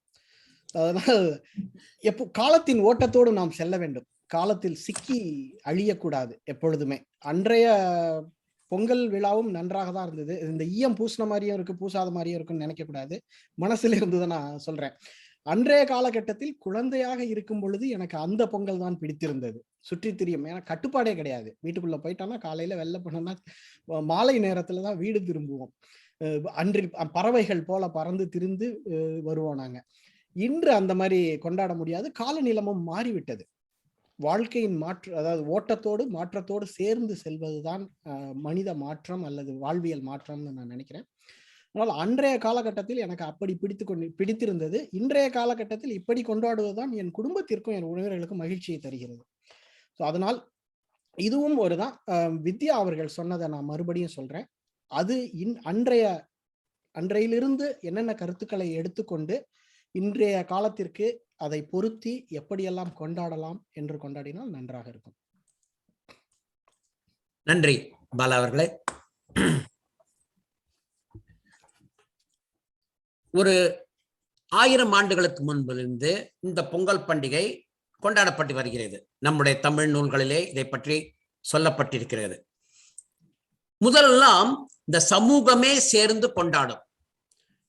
பிறகு மெதுவாக அந்த பொங்கல் கொண்டாட்டம் வீடுகளுக்கு சென்றது. ஒவ்வொரு வீட்டிலும் கொண்டாடுவார்கள். ஆனால் 4வது அந்த காணும் பொங்கல் அன்று அந்த உணவை கலந்த சாதங்களை தயாரித்து கொண்டு ஆறு குளம் போன்ற இடங்களில் சென்று சமூக பகிர்வு நடக்கும். பிறகு இந்த காலம் இப்பொழுது என்ன ஆகிறது? வீட்டிற்குள்ளேயே நாம் கொண்டாடி மகிழ்கிறோம். கீதா பென்னட் அவர்கள் ஒரு சிறுகதையில் அழகாக சொல்லியிருப்பார்கள். ஒரு மகள் நான் எப்படியோ கொண்டாடி இருந்தேன் சிறிய வயதில், பொங்கல் தீபாவளி எல்லாம். நான் அமெரிக்கா வந்தவுடன் என்னால் அந்த மாதிரி கொண்டாட முடிவதே இல்லையே என்று கீதா பென்னட் அழகாக அதற்கு விளக்கம் அளித்திருப்பார். எப்படி கொண்டாடுகிறோம் என்பது முக்கியம் அல்ல, நாம் கொண்டாட வேண்டும். நம்முடைய பாரம்பரியத்தை நம்முடைய அடுத்த தலைமுறைக்கு எடுத்து செல்ல வேண்டும். நம்முடைய குழந்தைகளுக்கு இந்த பொங்கலின் தாத்பரியத்தை, இந்த பொங்கல் எதற்காக கொண்டாடுகிறோம், இது நன்றி நவிலதற்காக. நாம் ஒரு விவசாயம் செய்யும் பொழுது அதை சார்ந்த அனைவருக்கும் நன்றியை கூறுகிறோம். அதே போல அனிதா சொன்னது போல நாம் மற்றவர்களுக்கு எவ்வளவு உதவ முடியுமோ அந்த கருத்தையும் எடுத்துக்கொண்டு முடிந்தவரை உதவி செய்து எப்படி வேண்டுமானாலும் கொண்டாடலாம். எப்படி நாம் கொண்டாடினாலும் மகிழ்ச்சியுடன் எதை செய்தாலும், மற்றவர்களுக்கு உதவி செய்தாலும் அன்றைய தினமே நம்முடைய பொங்கல் ஆகும். ஆகவே எப்படி கொண்டாடுவோம் என்பது முக்கியமல்ல, மனதில் மகிழ்ச்சியுடன் கொண்டாடும் தினமே பொங்கல் என்று சொல்லிக்கொண்டு நல்ல வாய்ப்புக்கு நன்றி கூறி இன்ற சங்கத்திற்கு நன்றி தெரிவித்துக் கொண்டு இந்த yield the lectern to the Toastmaster. Sorry.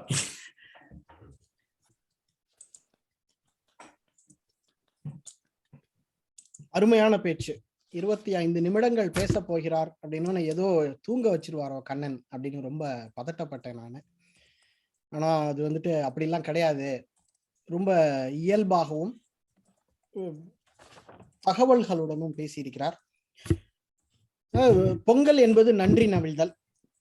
நம்ம இங்க ஆங்கிலத்தில் தேங்க்ஸ் கிவிங் அப்படின்னு சொல்லுவோம். அதை முன்னமே நாம் செய்திருக்கிறோம் அப்படின்னு சொல்லி மிக அருமையா பேசியிருந்தாங்க. இவங்க வித்யா அவர்கள் மாடு பத்தி ஒரு குறிப்பு சொல்லியிருந்தாங்க. மாடுக்கு பசுன்னு ஒரு பொருள் இருக்கு, செல்வம் என்ற ஒரு பொருள் இருக்கிறது. அதுவும் அதுதான். அனிதா அவர்கள் ஒரு அருமையான கருத்தை சொன்னார்கள். வந்துட்டு அந்த உங்க அப்பா வந்துட்டு ஒவ்வொரு பருக்கையும் வீணாக்க கூடாது அப்படின்னு சொல்லிட்டு நபிகள் நாயகம் சொல்லும்போது கூட சொல்லியிருப்பாரு. அதாவது ஒவ்வொரு அரிசியிலும் ஒருவருடைய பெயர் எழுதப்பட்டுள்ளது, உனக்கான அரிசியில் உன் பெயர் உள்ளது அப்படின்னு சொல்லியிருப்பாங்க. ஸோ உணவை வீணடிக்க கூடாதுன்னு நிறைய தகவல்கள் கொடுத்துருக்காங்க. இன்னொன்னு, ஒரு இந்த நெட்டி மாலைன்றதை நான் மறந்தே போயிருந்தேன் கண்ணன். நீங்க சொன்னதுக்கு அப்புறம் மறுபடியும் எனக்கு ஞாபகம் வந்தது. அது கடைசியாக ஒன்று சொன்னீர்கள், எப்படி கொண்டாடுகிறோம் என்பது முக்கியமல்ல, கொண்டாட வேண்டும் அப்படின்னு. ரொம்ப அருமையா பேசியிருந்தாங்க. வாழ்த்துக்கள், அருமை. அடுத்து இரண்டாவது பேச்சாளரை அழைக்கிறேன், மூமினா சித்திக் அவர்கள். மூமினா சித்திக், நீங்க எந்த பாதையில் பேச இருக்கிறீர்கள், என்ன தலைப்பு, எவ்வளவு நேரம் என்பதை கூறிவிட்டு பேச ஆரம்பிக்கலாம். நான் எஃபெக்டிவ் கோச்சிங் எனப்படும், தமிழ்ல எப்படி சொல்றதுன்னு தெரியல, அந்த தலைப்புல பேச இருக்கின்றேன். எனது தலைப்பானது கல்லூரி வாசல் பகுதி 2. ஆரம்பிக்கலாமா? அனைவருக்கும் மீண்டும் வணக்கங்களையும் வாழ்த்துக்களையும் தெரிவித்துக் கொள்வது மீண்டும் நான் வடகேரளைனாவிலிருந்து மூமினா சித்திக். இன்றைக்கு நான் பேசவிருக்கும் தலைப்பு என்ன தெரியுமா? கல்லூரி வாசல் பகுதி 2. முன்பொரு சந்தர்ப்பத்துல நான் பேசிய முதல் பகுதியில என்ன பார்த்தோம்னா, பொதுவாக இந்த அமெரிக்காவில உள்ள உயர்நிலை பள்ளி படிப்பிலிருந்து இளங்கலை படிப்பிற்கான கல்லூரி சேர்க்கை குறித்து சுருக்கமாக நாம் பார்த்தோம். இன்னைக்கு அதையே கொஞ்சம் விளக்கமாக பார்க்க போறோம். அதுவும் முதலாவதாக என்ன செய்ய வேண்டும், பிரதானமானதாக என்ன செய்ய வேண்டும் அப்படின்னு பார்க்கலாம். அரைச்சமாவையே அரைக்கிறேன்னு நினைக்க வேணாம். முதல் முறை சாதா தோசை, இன்னைக்கு வரவிருப்பது கொஞ்சம் மசாலா தோசை. சுவைக்க நீங்க தயாரா? வாருங்கள். சுருக்கமா சொல்லணும்னா, போன முறை என்ன தெரிஞ்சுக்கிட்டோம்னா, கல்லூரியில சேரணும்னா ஒரு பொது தேர்வு எழுத வேண்டும், இல்லாவிட்டால் ஒரு நுழைவு தேர்வு எழுதணும். மதிப்பெண்களை வைத்து கல்லூரி சேர்க்கை நடைபெறும். ஆனா அது நம்ம காலத்துல நாம படிக்கும் பொழுது அந்த மாதிரி இருந்தது. ஆனா இன்று அமெரிக்காவில் அவ்வளவு எளிதுன்னு சொல்ல முடியாது, எளிமை கிடையாது, எளிதுன்னு ஸ்ட்ரெயிட் ஃபார்வர்ட்னு சொல்றோம் இல்லையா, அந்த மாதிரி மதிப்பெண்களை மட்டுமே கருத்தில் கொண்டு கல்லூரி சேர்க்கை நடைபெறாது. மதிப்பெண்களையும் தாண்டி வேறு சில கூறுகளும் அடங்கியிருக்கு. அதற்கு முக்கியமா சரியான திட்டமிடல் அவசியம். முக்கியமாக பள்ளி பருவத்தில் நீங்கள் உயர்நிலை கட்டத்தில் நுழைந்த உடனேயே நீங்கள் உங்களது கல்லூரி சேர்க்கைக்கான திட்டமிடலை தொடங்குவது அவசியம். என்னிடம் வரும் மாணவர்கள் எல்லாம், அவர்கள் கிட்ட எல்லாம் நான் முதல்ல கேட்ட கேள்வி என்னவென்றால், பட்டப்படிப்பு முடிந்தவுடன் உங்களை நீங்கள் எப்படி கற்பனை செய்கிறீர்கள் என்பதுதான். நிறைய பேருக்கு அந்த தெளிவு இருக்காது. பெற்றவர்களோ மற்றவர்களோ அவர்களிடம் ஏற்படுத்திய தாக்கத்தை பொறுத்து மருத்துவராகவோ ஆசிரியராகவோ கணினி பொறியாளராகவோ ஆக வேண்டும் அப்படின்னு நினைப்பாங்க. மற்றவர்கள் ஏற்படுத்திய தாக்கத்தை ஒரு புறம் இருந்தாலும் நான் என்ன சொல்லுவேன்னா, அந்த மாணவன் முக்கியமாக கருத்துல கொள்ள வேண்டியது என்னன்னா, தன்னுடைய மனநிலை எப்படிப்பட்டது, வாழ்க்கையை எப்படி எதிர்கொள்கிறோம், அதாவது எந்த மாதிரியான மனநிலையில் எதிர்கொள்கிறோம், ஒரு செயலையோ கருத்தையோ எப்படி அணுகுவோம், சாதாரணமாக ஒரு நிகழ்வை எந்த கண்ணோட்டத்தில் பார்க்கிறோம் அப்படின்னு தங்களை தாங்களே சுய பரிசோதனை மேற்கொண்டு நமது சுபாவத்திற்கு ஏற்ப அதற்கு ஒத்துவரக்கூடிய தொழில் என்னவென்று சிந்தித்து அந்த அடிப்படையில் உங்களது மேற்படிப்பை துறையை தேர்ந்தெடுக்க வேண்டும். இங்க என்ன கவனிக்கணும்னா, அமெரிக்காவுல ஒவ்வொரு கல்லூரியும் ஒவ்வொரு துறையில் சிறந்ததாக இருக்கும். அப்படி என்றால் நீங்கள் எந்த துறையை தேர்ந்தெடுக்கிறீர்களோ அந்த துறை படிப்பில் சிறந்ததாக திகழும் கல்லூரியை நீங்கள் தேர்ந்தெடுக்க வேண்டும். அதை விட்டுட்டு பக்கத்து வீட்டுக்காரன் என்னத்தை எடுக்கிறானோ இல்ல நண்பன் என்ன எடுப்பானோ அப்படியே நானும் அதை எடுப்பேன் அப்படின்னு முடிவு செய்யக்கூடாது. இப்போ உங்க மனதுல ஒரு கேள்வி எழலாம், நமது சுபாவத்தை அறியக்கூடிய பரிசோதனை எப்படி செய்து கொள்வது, யாரிடம் செய்து கொள்வது, எங்க எடுத்துக்கொள்வது, இப்படி நிறைய கேள்விகள் இருக்கலாம்.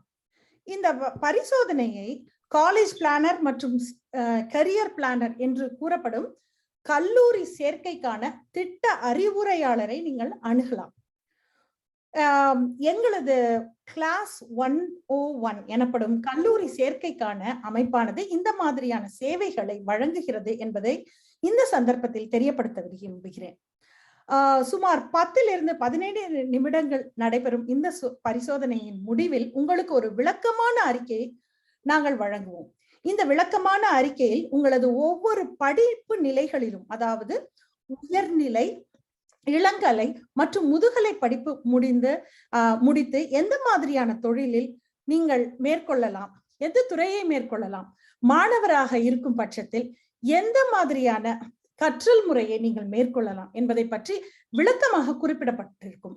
அதை பொறுத்து உங்களுடைய ஆளுமை வெளிப்படும். உங்களுடைய ஆளுமை மிகவும் உன்னதம் மேலும் செதுக்குவதற்கு பயன்படும் என்பதை நம்புகிறோம். சரி, நான் சொன்ன மாதிரி உங்களுடைய சுபாவம் எப்படி என்று நீங்கள் பரிசோதனை செய்து விட்டீர்கள்.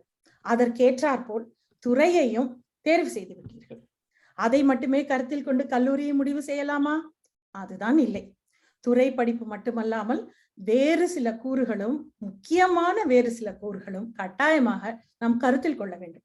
அது என்னங்க வேறு சில கூறுகள்? அதை பற்றி அடுத்த பகுதியில் பார்க்கலாம். உங்களுக்கு வேறு ஏதேனும் கேள்விகள் இருந்தால் எனது தொலைபேசிக்கு தொடர்பு கொண்டு தெளிவு பெறலாம் என்பதையும் தெரிவித்துக் கொண்டு உங்களிடமிருந்து விடை பெறுவது வட கேரளைனாவிலிருந்து நான் மோமினா சித்தி.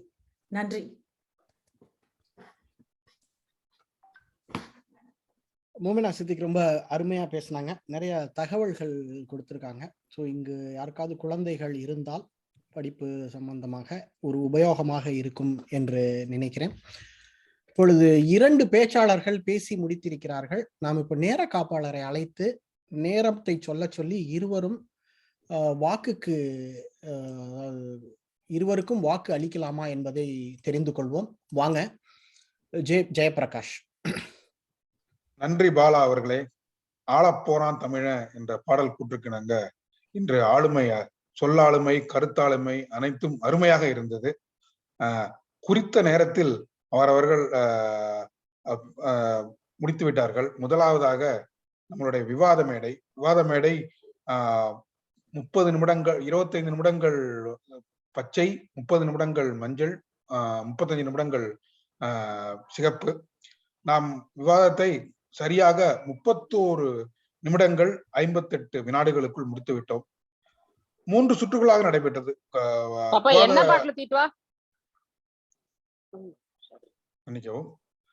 விவாத கேள்விகள் 3 சுற்றுகளாக நடைபெற்றது. அனைவருக்கும் 2 நிமிடங்கள் ஒதுக்கப்பட்டது. அனைவருமே குறித்த நேரத்தில் முடித்து விட்டார்கள். ஒரே ஒரு முறை முதல் சுற்றில் மட்டும் ஒருவருடைய பதில் மட்டும் 3 நிமிடங்கள் எடுத்துக்கொண்டார்கள். மற்றபடி விவாதம் குறித்த நேரத்தில் முடித்துவிட்டோம். அனைவரும் செவ்வனே பேசினார்கள். மிக்க நன்றி. இரண்டாவது மூமினா சித்திக் தயாரிக்கப்பட்ட பேச்சு. கல்லூரி வாசல், கல்லூரியில் சேருவது பற்றி அருமையாக சொன்னார்கள். எனக்கு மிகவும் பிடித்த தகவலாக இருக்கும்.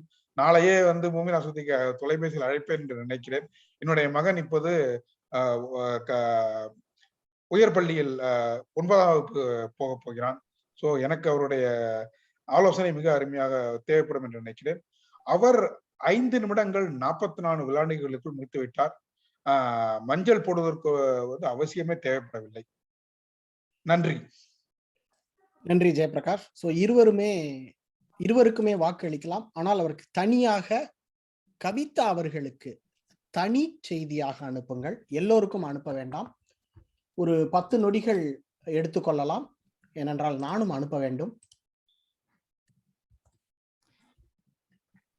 இந்த இடைநேரத்தில் நம்மிடையே வந்திருக்கும் விருந்தினரை அறிமுகம் செய்யலாம் என்று இருக்கிறேன். ரோபினா, நீங்க காணொளியில உங்களை அறிமுகப்படுத்திக்கிறீங்களா?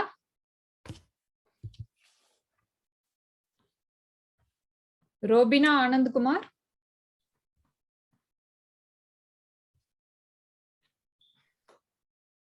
நான் கொஞ்சம் வீடியோல வர முடியாத ஒரு வெளி இடத்துல இருக்கிறதுனால நான் லிசன் மட்டும் பண்ணிக்கிறேன். சரி, உங்களை அறிமுகப்படுத்திக்கோங்க. பரவாயில்ல, சொல்லுங்க.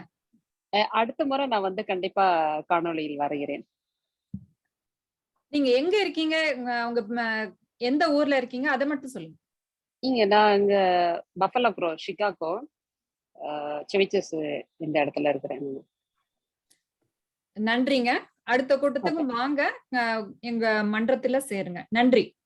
கண்டிப்பா, ரொம்ப நன்றி. ரொம்ப நன்றி. நன்றி.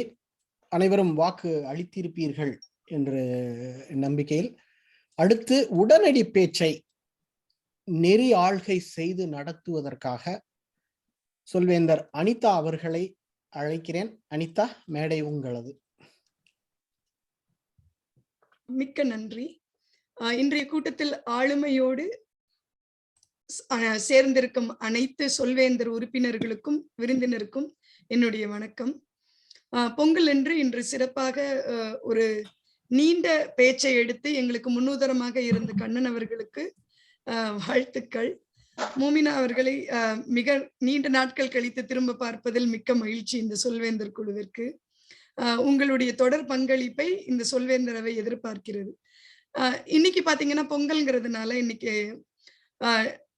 ஒரு 3 பேச்சாளர்கள் 3 கோணத்துல பேசுற மாதிரி ஒரு வடிவமைத்த கண்ணன் அவர்கள் மாதிரி இன்னைக்கு நான் என்ன நினைச்சேன் அப்படின்னா, இன்னைக்கு உழவர் திருநாளுக்கு உழவு சம்பந்தமான ஏதாவது ஒரு செய்யல சொல்லி உங்க எல்லாரையும் ஒரு 2 நிமிடங்கள் பேச வைக்கலாம் அப்படிங்கிற மாதிரி யோசிச்சிருக்கேன்.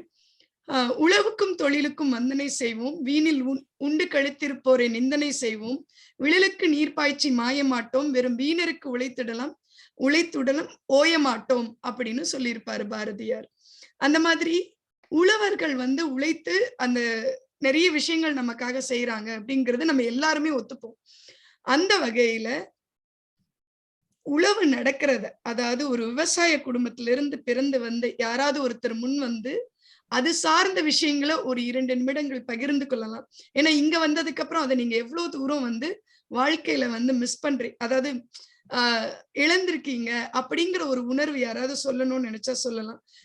அவங்களே முன் வரலாம். ஜேபி அவர்கள் நீங்க பேசலாம். ஜேபி சொல்லுங்க. ஜேபி. நன்றி அனிதா அவர்களே. சோ நான் ஒரு விவசாயம் மற்றும் ஆசிரியர் குடும்பத்தை சேர்ந்தவன். ஒரு சில விஷயங்கள் எனக்கு பெருமைப்பட வேண்டிய விஷயம். எங்களுக்கு நான் திருச்சி மாநகரை சேர்ந்தவன். திருச்சி என்ற மாநகரில் இருந்து திருவெரும்பூர் அருகில் எங்களுக்கு ஒரு நிலம் இருந்தது. எங்கள் அப்பா இருந்தவரை விவசாயம் செய்து கொண்டிருந்தார். எங்கள் அப்பா தவறிய பிறகு விவசாயம் செய்வதற்குரிய வாய்ப்பு இல்லாமல் போய்விட்டது. ஏனென்றால் நாங்கள் அனைவருமே, குழந்தைகள் அனைவருமே வெளிநாட்டில் இருப்பதால் எங்களால் விவசாயம் பார்த்துக் கொள்ள முடியவில்லை. எனது தாயும் அடிக்கடி சென்று விவசாயத்தை பார்த்துக் கொள்ள முடியவில்லை. அதனால் அந்த தரிசு நிலமாகவே இருந்தது. மிகவும் வருந்தத்தக்க விஷயம் இது. என்னுடைய வாழ்வில் மிகவும் வருந்தத்தக்க விஷயம் அது.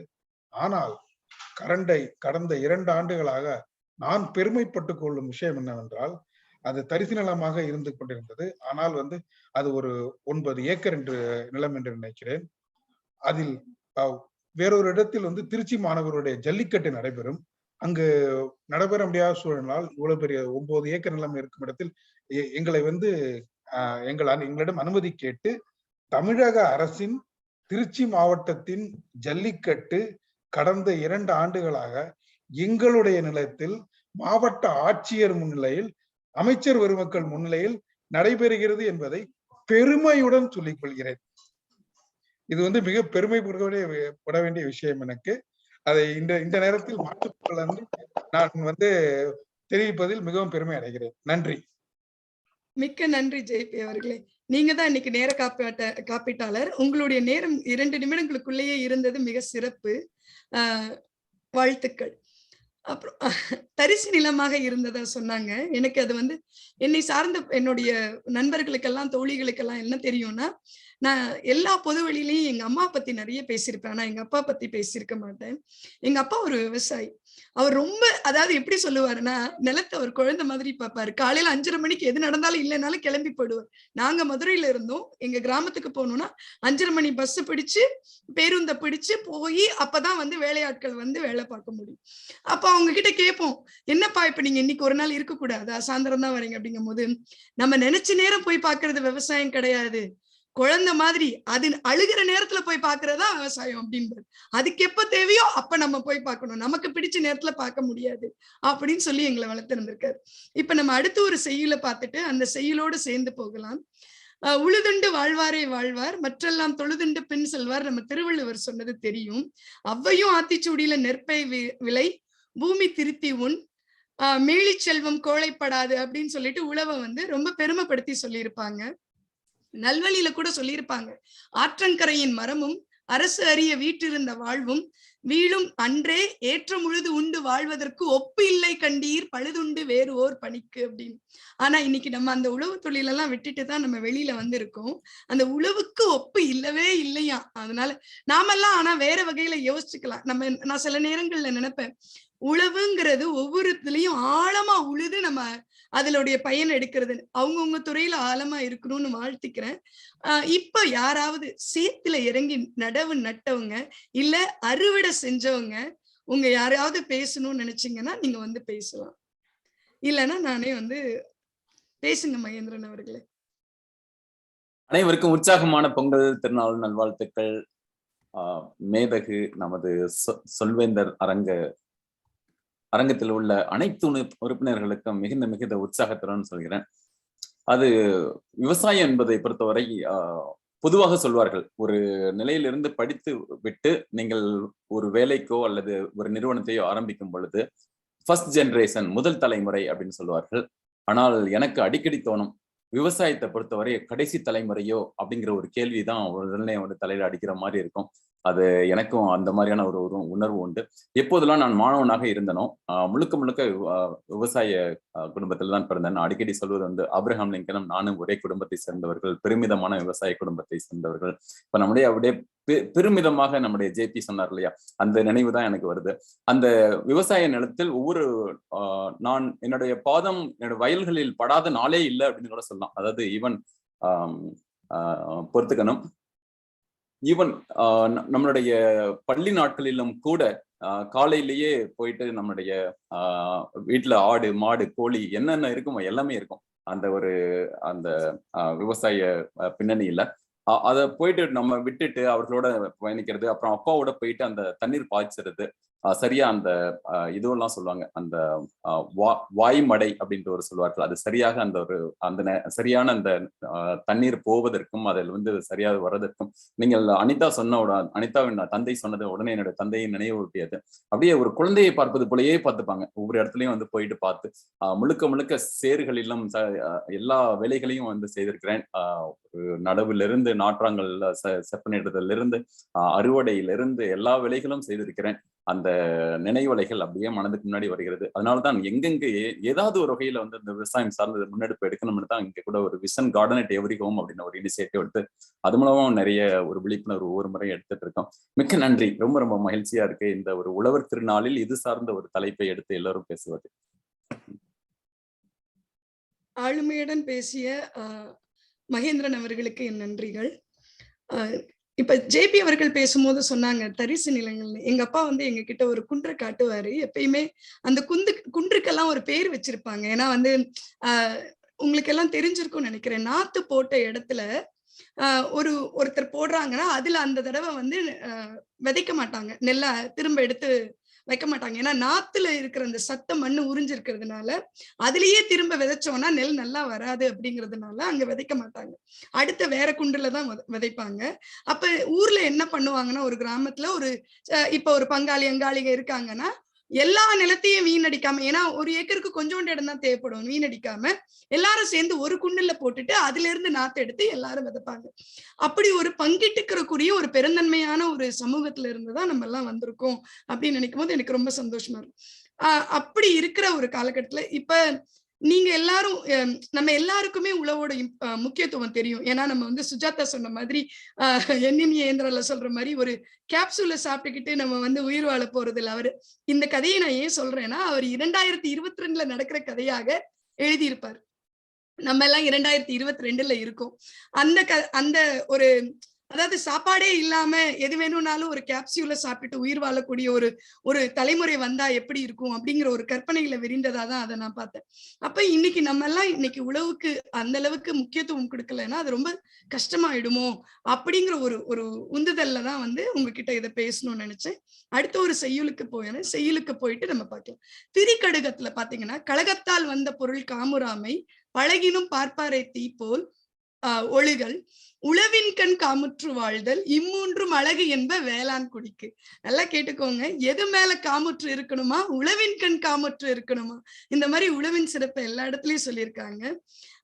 உழவை நேசிச்சு, அதாவது அதுல நம்ம கண்டிப்பா செய்யணும்னு அவசியம் இல்லை, அது அழிந்தே போகக்கூடாதுன்னு நினைப்பு இருக்கிற, வயல் கூட போகாத, அதாவது நாளா அப்படிதான் இருந்தேன். எங்க அப்பா விவசாயி, நான் மதுரையில விழுந்தேன்.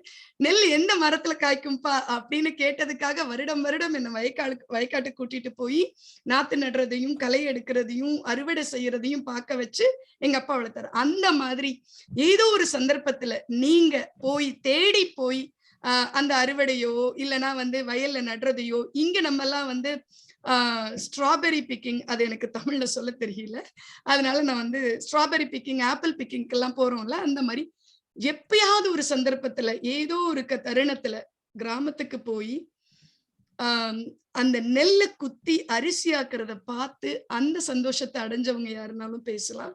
யாராவது ஒருத்தர் நீங்களே முன் வந்து பேசுனீங்கன்னா. நன்றிங்க. வாருங்கள் வரதராஜன் அவர்களே பேசுங்க. நன்றிகள் அனிதா. அனைவருக்கும் பொங்கல் வாழ்த்துகள். மிக பொருத்தமாக பொங்கலை ஒட்டி, அதுவும் இன்று மாட்டுப் பொங்கல் என்று நினைவுறுத்தினார்கள். அந்த ஒட்டி உழவை நீங்கள் எடுத்துக்கொண்டதற்கு மிகவும் நன்றி, மகிழ்ச்சி.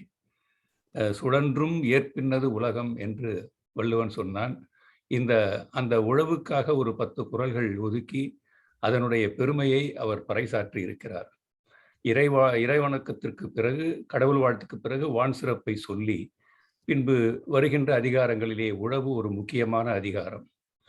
எல்லோரும் அதை யாரும் பாடாமல் விட்ட புலவரே இல்லை என்று சொல்லலாம் தமிழ் இலக்கியத்திலே. அதுதான் உண்மையும் கூட. இன்று எத்தனை கட்டிடங்கள், எத்தனை தொழில்நுட்பங்கள் வளர்ந்தாலும் சோற்றுக்கு அந்த விவசாயி பின்னாலே தான் நான் போயாக வேண்டும்.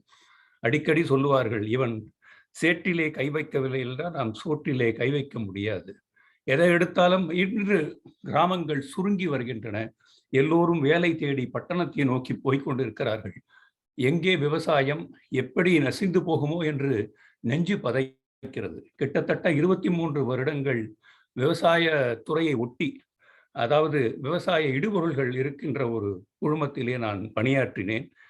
ஒவ்வொரு கிராமமாக ஒவ்வொரு முக்கியமான பண்ணைகளில் எல்லாம் நான் சென்று வந்திருக்கின்றேன். சொல்ல மறந்தது, என்னுடைய தந்தையாரும் ஒரு நெல் விவசாயி தான், செங்கை மாவட்டத்திலே. அதனால் அந்த விதைத்தது முதல் அறுவடையோடு முடியவில்லை. அவர்கள் சொன்னது போல அந்த நெற்களத்திலே மாடு கட்டி போரடித்து அந்த நெல் மணிகளை உதிர்த்து அதை நானே முறம் கொண்டு தூற்றியும் இருக்கிறேன் மாணவ பருவத்திலே. இப்படி அந்த நெல் மணிகளை அரிசியாக்கி அரிசி மில்களுக்கும் நான் சென்றிருக்கிறேன், அந்த ஆலைகளுக்கு. இந்த விவசாயம் எந்த திசையில் போய்கொண்டிருக்கிறது என்று சிந்தித்து பார்த்தால் எனக்கு மனதுக்குள் இரத்த கண்ணீர் தான் வருகின்றது. இன்று எல்லாவற்றுக்கும் போராட வேண்டி இருக்கின்றது. மரபு மாற்றப்பட்ட விதைகளும் எல்லோரும் அந்த கார்ப்பரேட் என்று சொல்லக்கூடிய அந்த தனி நிறுவனங்களின் கையிலே சரணாகதி அடைந்து கொண்டிருக்கிறோம். எதிர்காலம் மிகவும் ஆபத்தாக இருக்கின்றது. நாம் அனைவரும் அந்த விவசாயத்திற்கு எந்தெந்த வகையிலே நாம் துணை புரிய முடியுமோ, விவசாயிகளுக்கு எந்த வகையிலே துணை புரிய வேண்டுமோ நம்முடைய பங்கை செலுத்த வேண்டும் என்று நினைவுறுத்தி இந்த வாய்ப்பினை தந்தமைக்கு நன்றி கூறி விடைபெறுகிறேன். வணக்கம். சிறப்பாக பேசினீர்கள். ஆளுமை கூடிய உழவர்களை பத்தி பேசினது ரொம்ப சிறப்பா இருந்தது. அடுத்து பாத்தீங்கன்னா 2003 இப்ப தமிழ்நாட்டுல இருந்தவங்களுக்கு எல்லாம் தெரிஞ்சிருக்கும், ஒரு பெரும் வெள்ளம் வந்தது சவுத் இந்தியால, மதுரையை பொறுத்த வரைக்கும். அப்ப எங்க அப்பா என்ன பண்ணாங்கன்னா, அந்த மடை உடைச்சுக்கிட்டு வரும் இல்லையா, கரையை கிடக்கும் போது மழைனால, அவர் அவ்வளவு நேசிப்பார் அந்த வயலை. அப்ப அது நவம்பர் கார்த்திகை மாசத்தை ஒட்டி, அது அறுவடைக்கு முன்னாடி சீல் பிடிச்சு நல்லா அந்த கடைசி கட்டத்துல இருக்கிறது. தீபாவளி முடிஞ்சு கார்த்திகைக்கு முன்னாடி. அப்ப பாத்தீங்கன்னா அவருக்கு அந்த நெல் மேல எவ்வளவு பற்றுதல் எங்க எல்லாருக்கும் தெரியும். ஆனா ஊர் அழிஞ்சிடக்கூடாது அப்படின்னு சொல்லிட்டு அந்த தண்ணியை எங்க வயல் வழியா இது பண்ணுங்க, 15 ஏக்கர்ல நெல்லு போனாலும் பரவாயில்லன்னு அந்த தண்ணி அந்த பக்கம் தான் ஆற்று ஒட்டிப்பா இருக்கும். அந்த இதை மடை மாற்றி இங்க விடுங்க, ஏன்னா வயலை அடிச்சுட்டு போகும்போது ஊர் காப்பாத்திரும் அப்படின்னு சொல்லி. ஒரு உழவனுக்கு மட்டும்தான் ஒவ்வொரு போகமும் உயிரோடு இருக்கக்கூடிய நெல் மணிகளை எடுக்கிறதுனாலதான் ஊர் அழிஞ்சிடக்கூடாதுங்கிற ஒரு நினைப்பு இருக்கும் அப்படிங்கறத அவர் சொல்லுவாங்க. அந்ததான் உங்களோட பகிர்ந்துக்கிட்டேன். இப்ப நீங்க யாராவது ஒருத்தர் இங்க நீங்க கவிதா கூட பேசலாம்னு நினைக்கிறேன். இல்லைன்னா இன்னைக்கு வந்திருக்க சிறப்பு விருந்தினர் பேச முடியுமான்னு எனக்கு தெரியல. நீங்களே ஒருத்தர் நீங்க முடிவு பண்ணிக்கலாம். ஏதாவது ஒரு தருணத்துல நம்ம ஆக்கப்பூர்வமா அவனை செஞ்சப்போ கிடைக்கிற ஒரு சந்தோஷம் இருக்கும் இல்லையா, அந்த சந்தோஷத்தை உழவோடு சேர்ந்து அதை நீங்க பகிர்ந்துக்கிட்டீங்கன்னா ரொம்ப மகிழ்ச்சியா இருக்கும். யாரு பேசுறீங்க?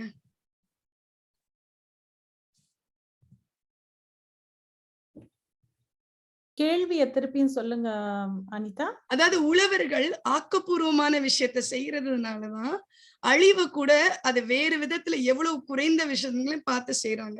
ஒவ்வொருத்தருமே வாழ்க்கையில ஏதோ ஒரு ஆக்கப்பூர்வமான விஷயம் செஞ்சிருப்போம் இல்லையா, அந்த ஆக்கப்பூர்வமான விஷயம் செஞ்சு மகிழ்ந்த தருணத்தை கேட்கிறேன். பேச்சாளர்கள் இன்னைக்கு பேசாத பேச்சாளர்கள் பேசினாங்கன்னா, இதுவரை பேசாதவங்க. கவிதா, மிக்க நன்றி கவிதா. சரிங்க, வாய்ப்புக்கு நன்றி அனிதா, என்னை அழைத்ததற்கு. ஆக்கப்பூர்வமா பண்ணணும்னா என் வாழ்க்கையில ஒரு தருணம் எனக்கு ஞாபகம் வருது. இங்க தெரியாதவங்களுக்கு, நான் வேளாண்மை துறையில் பட்டம் பெற்றவள். ஆனால் அதற்கு துரோகம் செய்துவிட்டு இன்று பொறியியல் சாஃப்ட்வேர் இன்ஜினியர் துறையில் வேலை பார்க்கின்றேன். ஆனால் நான் பட்டப்படிப்பு முடித்துவிட்டு எனக்கு ஓராண்டு காலம் இருந்தது என் தந்தையுடன் செலவிட. லைக் என்னோட கல்யாணத்துக்கு முன்னாடி 1 வருஷம் நான் எனக்கு டைம் இருந்தது. அப்பவும் கூட நான் MS அக்ரிகல்ச்சர் படிக்கிறதுக்காக என்ன ப்ரிப்பேர் பண்ணிக்கிட்டு இருந்தேன், என்ட்ரன்ஸ் எக்ஸாம் எழுதுறதுக்கு. அப்ப எங்க அப்பாவுக்கு ஒரு பக்கத்துல இருக்கிற ஒரு மலைப்பகுதியில அப்பொழுதுக்கு ஒரு கொஞ்சம் நிலம் இருந்தது. அதுல நான் அக்ரிகல்ச்சர் படிச்சு முடிச்சதுனால எனக்கு ஒரு வாய்ப்பு கொடுத்தாங்க. அப்போ அது எனக்கு பல விதத்துல எனக்கு ஒரு என்ன சொல்றது, கண்ணை திறந்து விட்ட மாதிரி. நானும் அப்பாவும் பெங்களூர் வரலும் போய் அந்த மலை பிரதேசத்துல என்னென்ன காய்கறி எல்லாம் வளர்க்க முடியுமோ, காலிஃபிளவர், கேபேஜ், இந்த மாதிரி இங்கிலீஷ் காய்கறிகளை விதைகளை வாங்கிட்டு அதை ஆர்கானிக் முறையில வளர்த்தணும்னு எனக்கு ஒரு ஆசை. ஏன்னா நம்ம படிச்சுட்டு வந்ததெல்லாம் உடனே பண்ணணும்னு ஒரு உந்துதல். அப்போ அத கொஞ்சம் கொஞ்சமா ஒரு சின்ன சின்ன கேபேஜ், காலிஃபிளவர் பேட்ச் எல்லாம் போட்டு அத அங்க அந்த மலைப்பகுதியில இருக்கிறவங்கள, வேலைக்கு வர்றவங்கள, அந்த புழு பூச்சி எல்லாம் வர்ற காலத்துல அந்த நம்ம என்ன சொல்றது, அந்த முள்ளடிக்கி அப்படின்னு சொல்லுவோம், முள்ள எடுக்கிறதுக்காக ஒண்ணு. அத வச்சு நாங்க வந்து கையில புழுவை பிடிச்செல்லாம் போட்டு வந்தவங்களை வந்து வேலை வாங்கியிருக்கிறோம்.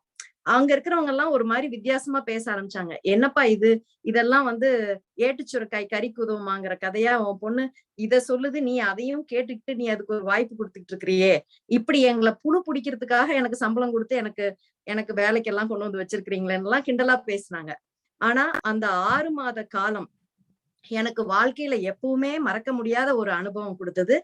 ஏன்னா எவ்வளவு சக்சஸ்ஃபுல்லா பண்ணோம் அப்படிங்கிறது கிடையாது, ஆனா ஒரு ஆக்கப்பூர்வமான ஒரு வாய்ப்பு எனக்கு படிச்சத அப்படியே உடனடியா அமல்படுத்துறதுக்கு அது சாத்தியமா இல்லையா அப்படின்னு ஒரு பயிற்சி எடுக்கிறதுக்காகவும் எனக்கு உதவுச்சு. சோ அதுதான் என்னோட நினைவுகளை வந்து பகிர்ந்துக்கிறேன்.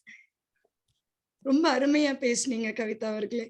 நீங்க வந்து வேளாண்மை படிச்சுட்டு நீங்க வந்து சொல்லுங்க மோமினா. அனிதா, இது முடிச்சு நீங்க உங்க கருத்தை பதிவு, நான் 1 நிமிடத்துக்கும் குறைவா என்னுடைய கருத்தையும் பதிவு செய்ய விரும்புறேன். பண்ணலாமா இந்த ஆக்கப்பூர்வமான இது அப்படின்னு சொன்னதுக்கு? நேரம் கருதி நம்ம வந்து 1 நிமிடம் இருங்க. வித்யாலட்சுமி கேட்கலாம். வித்யாலட்சுமி இருக்கு. இன்னும் 2 மதிப்பீடுகளும் இருக்குங்கிறது மோமினா. ஓகே, நானே வைண்ட் அப் பண்றேன். அதாவது இப்ப வேளாண்மை படிச்சுட்டு இவங்க வந்து தொழில்நுட்பத்துல வந்ததா கவிதா அவர்கள் சொன்னாங்க. எனக்கு என் வாழ்வில் தொடர்புடைய விஷயங்கள் சொல்லணும்னு நினைச்சேன். ஒரு விவசாயத்துல குடும்பத்துல இருந்து நாங்க 2 பேரும் படிக்கணும்னு சொல்லிட்டு நாங்க 2 பேரும் தொழில்நுட்பம் தான் படிச்சோம். ஆனா என் தம்பி என்னன்னா, எங்க அப்பா இருக்கிற வரைக்கும் விவசாயத்துக்கு போகல. ஆனா எங்க அப்பா இறந்ததுக்கு அப்புறம் அந்த நிலங்கள்ல அவர் வந்து தரிசா போற்றக்கூடாதுங்கிறதுக்காக இப்ப கடந்த 4-5 ஆண்டுகளாக விவசாயம் முழு தொழிலா பாக்குறாங்கிறத ரொம்ப மகிழ்ச்சியோட சொல்லிக்கிட்டு, இன்றைய டேபிள் டாபிக்ஸ், அதாவது உடனடி பேச்சுக்களை தொகுத்து வழங்க வாய்ப்பு அளித்த நம் சொல்வேந்தர் குழுவிற்கும், பொங்கல் அன்று திருநாள் அன்று பேசுறத முத்தாய்ப்பா ஒண்ணு சொல்லி முடிக்கணும்னு நினைக்கிறேன். அன்னைக்கு காலகட்டத்துல வந்து மன்னர்கள் விவசாயிகள்கிட்ட வரியா வசூலிச்சது நெல்லு தான். ஏன் அப்படின்னு பாத்தீங்கன்னா, நெல்ங்கிறது வந்துதான் வந்து அவங்களுக்கு விளைச்சல் கிடைச்சு அதுல கிடைக்கிறதுல இருந்துதான் வரியா வாங்கினாங்க. வசூலிக்கப்பட்ட நெல்லு தான் அரண்மனை நிர்வாகத்துக்கும், பஞ்சம் வந்தா மக்களுக்கு சாப்பாட்டா கொடுக்கறதுக்கும் இது பண்ணாங்க. நல்ல விளைச்சல்ங்கிறது ஊருக்கே உணவளிக்கிற விஷயங்கிறது அன்னைக்கு மன்னர்கள் புரிஞ்சிருந்தாங்க. அதே போல அறுவடை முடிஞ்சு அடுத்த பயிர் வைக்க தொடங்குறதுக்கான ஆதாரம் கூட அதுதான். அப்ப பொங்கல் வந்து ஒரு நாட்டுல, ஒரு வீட்டுல, ஒரு தெருவுல, ஒரு ஊர்ல விமரிசையா கொண்டாடுறாங்க அப்படின்னா என்ன அர்த்தம்னா, அந்த வருடத்துல விளைச்சல் அமோகமா இருந்ததையும் பொருளாதாரம் விவசாயத்தால முன்னேறிக்கிறதையும் அன்னைக்கு நம்ம அறிஞ்சிருக்கலாம். பொங்கல்ங்கிறது எப்போதும் வளமைக்கான ஒரு குறியீடு. நம்ம இல்லங்கள் தோறும் பொங்கல் வந்து எப்பயும் மகிழ்ச்சியை கொண்டு வரட்டும்னு சொல்லி சொல்வேந்தர் அவையிலிருந்து நான் விடைபெறுகிறேன். நன்றி. வாக்குகள் கேட்டுருங்க. நன்றி அனிதா. நீங்க இப்ப நேர காப்பாளரை அழைக்கிறேன். ஏன்னா யாரு 2 நிமிடம் நம்ம கொஞ்சம் நேரம் கொடுப்போம். 2 நிமிடம் 30 நொடிக்குள் பேசியவர்கள் வாக்கிற்கு அவர்களுக்கு நாம் வாக்கு செலுத்தலாம். சரிங்களா? வாங்க ஜெயபிரகாஷ். நன்றி பாலா. நான் 2 நிமிடத்திற்குள் முடித்ததாக அனிதா கூறினார். நான் எனக்கு கணக்கெடுக்கவில்லை. மகேந்திரன் அவர்கள் 2 நிமிடங்கள் 1 வினாடி சரியாக முடித்துக் கொண்டார். வரதராஜன் 2 நிமிடங்கள் 34 வினாடிகள்.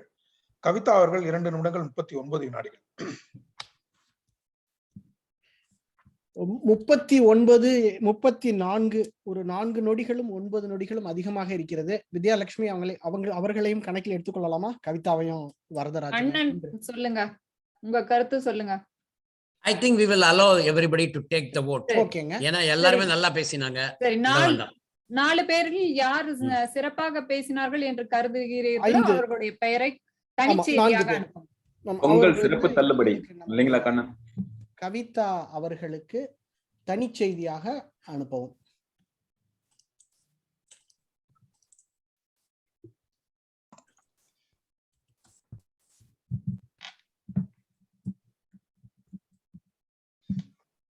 ரெண்டு கவிதா ராஜாமணி இருக்கு. NJ and Kavitha Rajamani. ரெண்டுத்துக்கும் எதுல அனுப்பலாம்? எதுல வேணா மன்னிக்கவங்க, நான் 2 யூஸ் பண்ணிருக்கேன். எதுல வேணாலும் அனுப்புங்க. அவர்கள் 2 அவதாரம் எடுத்திருக்கிறார்கள் என்று அடுத்து நாம் மதிப்பீட்டிற்கு செல்ல வேண்டிய நேரம். இன்று நாம் பொது மதிப்பீட்டாளர் மகேந்திரன் அவர்களை அழைக்கிறேன்.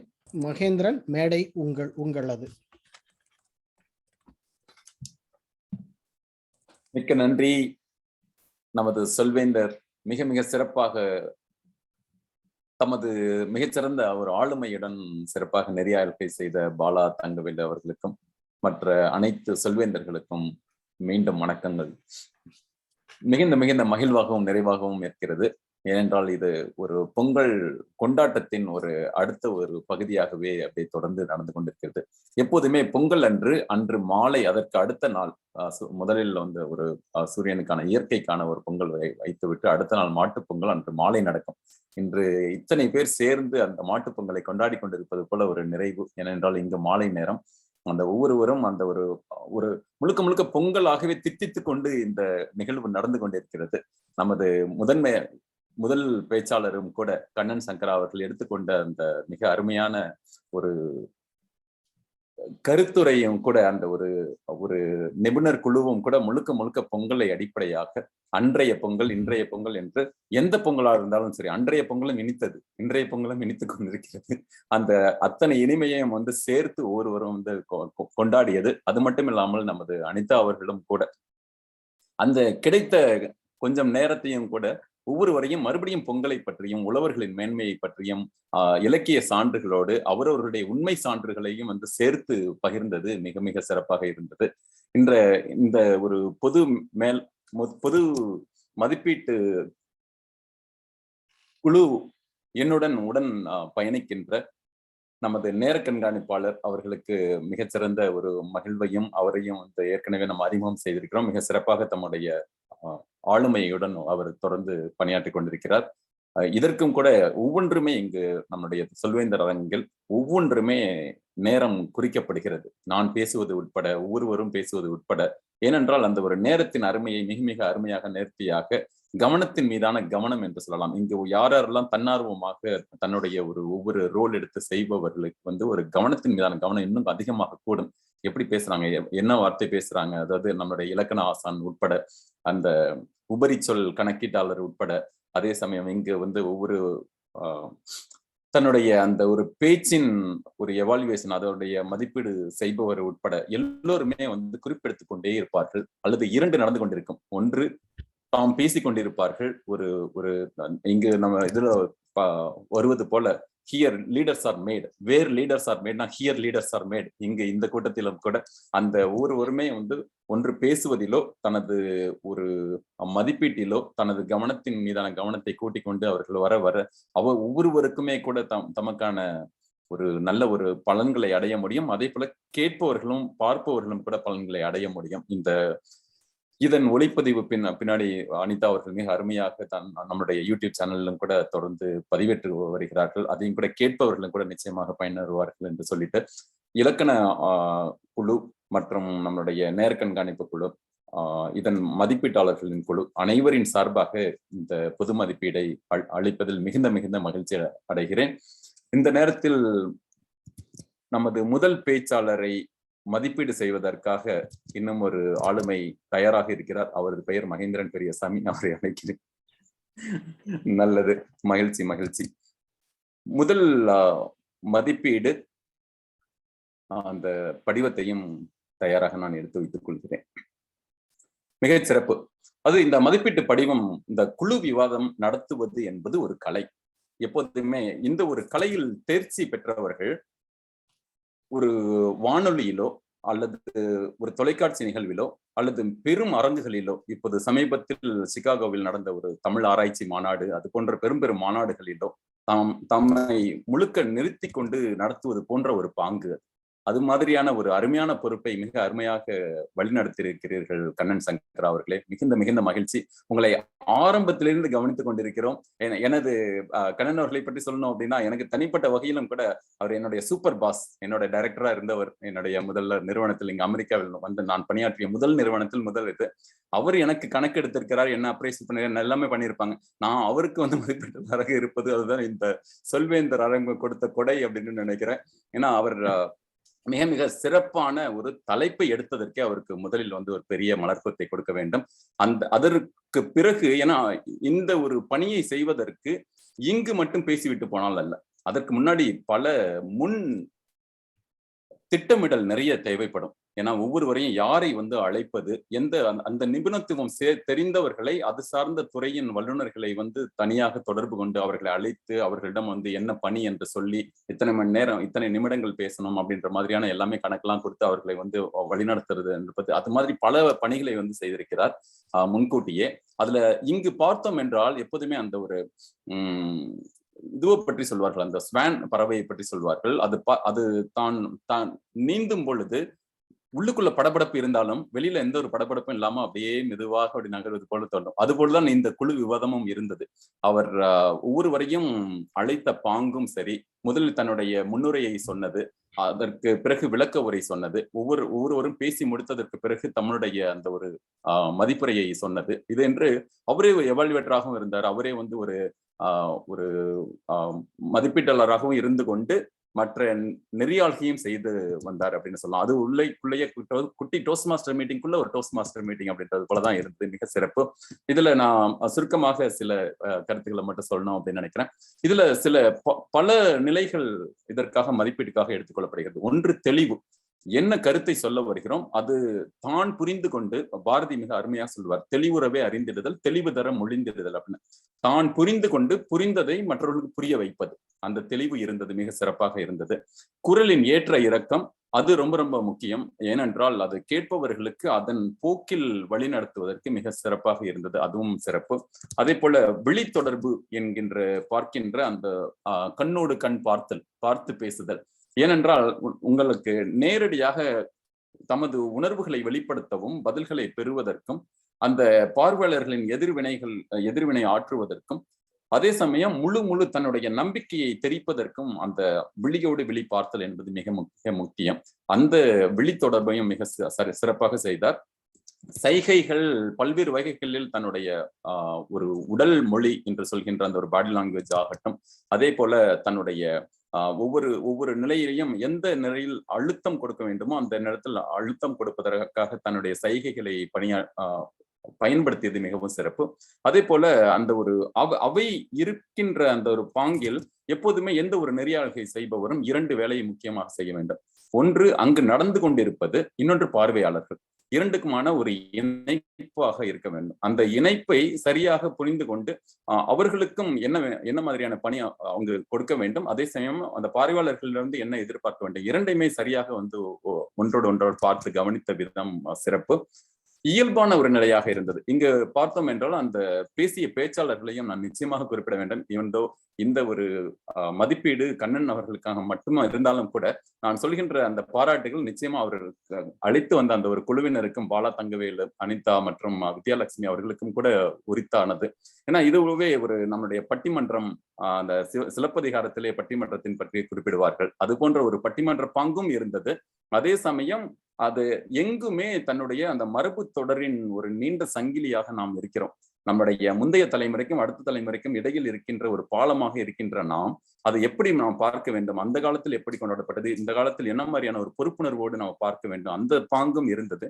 நேர கண்காணிப்பாளர் எனக்கு வண்ண அட்டை வரலன்றதுனால நான் மட்டும் போயிட்டே இருக்கேன். நல்லது. நேரம் கடந்து விட்டதா? நேரம் கடந்து விட்டது. இது விவாத மேடை என்பதனால் அதிக நேரம் கொடுக்க ஆமா, பேசுறவங்களுக்கு எல்லாம் 25 நிமிஷம் கொடுத்துட்டு மதிப்பீட்டாளருக்கு மட்டும் 2 நிமிஷத்துல. ஆனாலும் வந்து என்னுடைய வேலை அதனால வந்து நீங்கள் குறைந்த நேரத்திலும் உங்கள் திறமையை காட்ட வேண்டும். நிச்சயமாக நான் ஏற்றுக்கொள்கிறேன். ஒரு 2-3 ஒரு மதிப்பீட்டு மட்டும் சொல்லிவிட்டு நான் நிறைவு பெறுகிறேன். அது ஆர்வம் தெரிக்க பேசியவர்களின் ஒரு இயல்பு நிலை இருந்தது. அதே போல ஆர்வம் வந்து ரொம்ப முக்கியம் இந்த ஒரு நிலையில் மதிப்பீட்டுக்கு. அதுவும் கூட நாங்கள் எடுத்துக்கொள்கிறோம். இதற்காக அந்த ஆர்வம் இருந்தது. நடுவராகவும் கூட இருக்கின்ற ஒரு நிலை இருப்பதால் நடுவர் என்பவர் எந்த ஒரு நிலையிலும் வந்து தன்னை அதிகமாக எந்த வகையிலும் வந்து தன்னை வந்து குறைத்தோ தன்னை ரொம்ப மிகைப்படுத்தியோ, அதாவது மிகினும் குறையினும் குற்றம் அப்படின்னு சொல்லுவார்கள், அது மாதிரி இல்லாம அது சரியாக நடுவராக அமைத்தது ஒன்று. நான் முன்பே குறிப்பிட்டது போல நிபுணர் குழுவினரை உருவாக்கி செய்ததும் சிறப்பு. மிக்க மகிழ்ச்சி. நன்றி கண்ணன். நிச்சயமாக உங்களுடைய அடுத்தடுத்த கூட்டத்தை மிக ஆர்வமாக பார்க்கிறேன். ஒரே ஒரு அடுத்த நிலை முன்னேற்றத்துக்காக ஒரே ஒரு கருத்து சொல்லணும் அப்படின்னா அந்த உங்களுடைய கை காட்டும் பொழுது முக்கியமாக ஜூம் செஷன்ல அது ஒரு கொஞ்சம் கஷ்டம். அதாவது நம்மளுடைய முகத்தையே மறைக்கின்ற அளவுக்கு சில சமயம் வந்து கை அசைவு இருந்தது, உடல் அசைவு. அதை மட்டும் கொஞ்சம் பார்த்து கொள்ளலாம் அப்படின்றது. மற்றபடி மற்றவை எல்லாம் சிறப்பு. நன்றி நன்றி நன்றி. மிக்க நன்றி மகேந்திரன் பெரியசாமி அவர்களே. மிக அருமையான ஒரு மதிப்புரை திரு கண்ணன் சங்கர் அவர்களை பற்றி. அடுத்ததாக நமது இரண்டாவது மதிப்புரையை கொடுப்பதற்காக இதோ மிக சிறப்பாக பேசிய மூமினா சித்திக் அவர்களுக்கான மதிப்பீட்டாளராக ராஜாமணி செங்கோடன் அவர்கள். வாருங்கள் ராஜாமணி. சொல்வேந்தர்கள் அனைவருக்கும் மீண்டும் வணக்கம். இன்றைய மூமினா அவர்களுடைய பேச்சை மதிப்பிடுவதில் பெருமை கொள்கிறேன். அவர்களுடைய பேச்சோட நோக்கம் வந்து ஆய்வு செய்து பின் வழங்குதல். ஸோ இந்த பேச்சை வந்து அவங்க இந்த மதிப்பீடு படிவத்தில் குறிப்பிட்டபடி நான் சொல்ற ஒவ்வொரு குணங்களையும் சொல்கிறேன். அவரோட பேச்சு மிகவும் தெளிவாக இருந்தது. குரலில் ஏற்றம் இறக்கம் மிகவும் இருந்தது.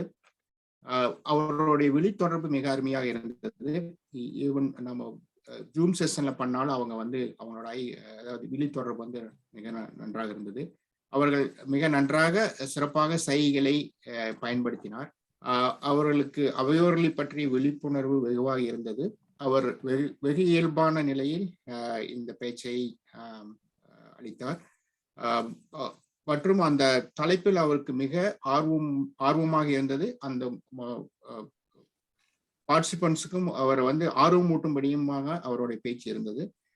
நன்கு இந்த பேச்சை ஆராய்ந்து அவர் கொடுத்துள்ளார். இந்த பேச்சை பொறுத்தவரை இது எல்லோருக்கும் மிகவும் உபயோகமான தகவல். கண்டிப்பாக ஒருவருமே நம்மளுடைய குழந்தைகள் கல்லூரியில் சேரும் பொழுது இந்த கண்டிப்பாக இது உபயோகப்படுத்திருக்கும் படும்.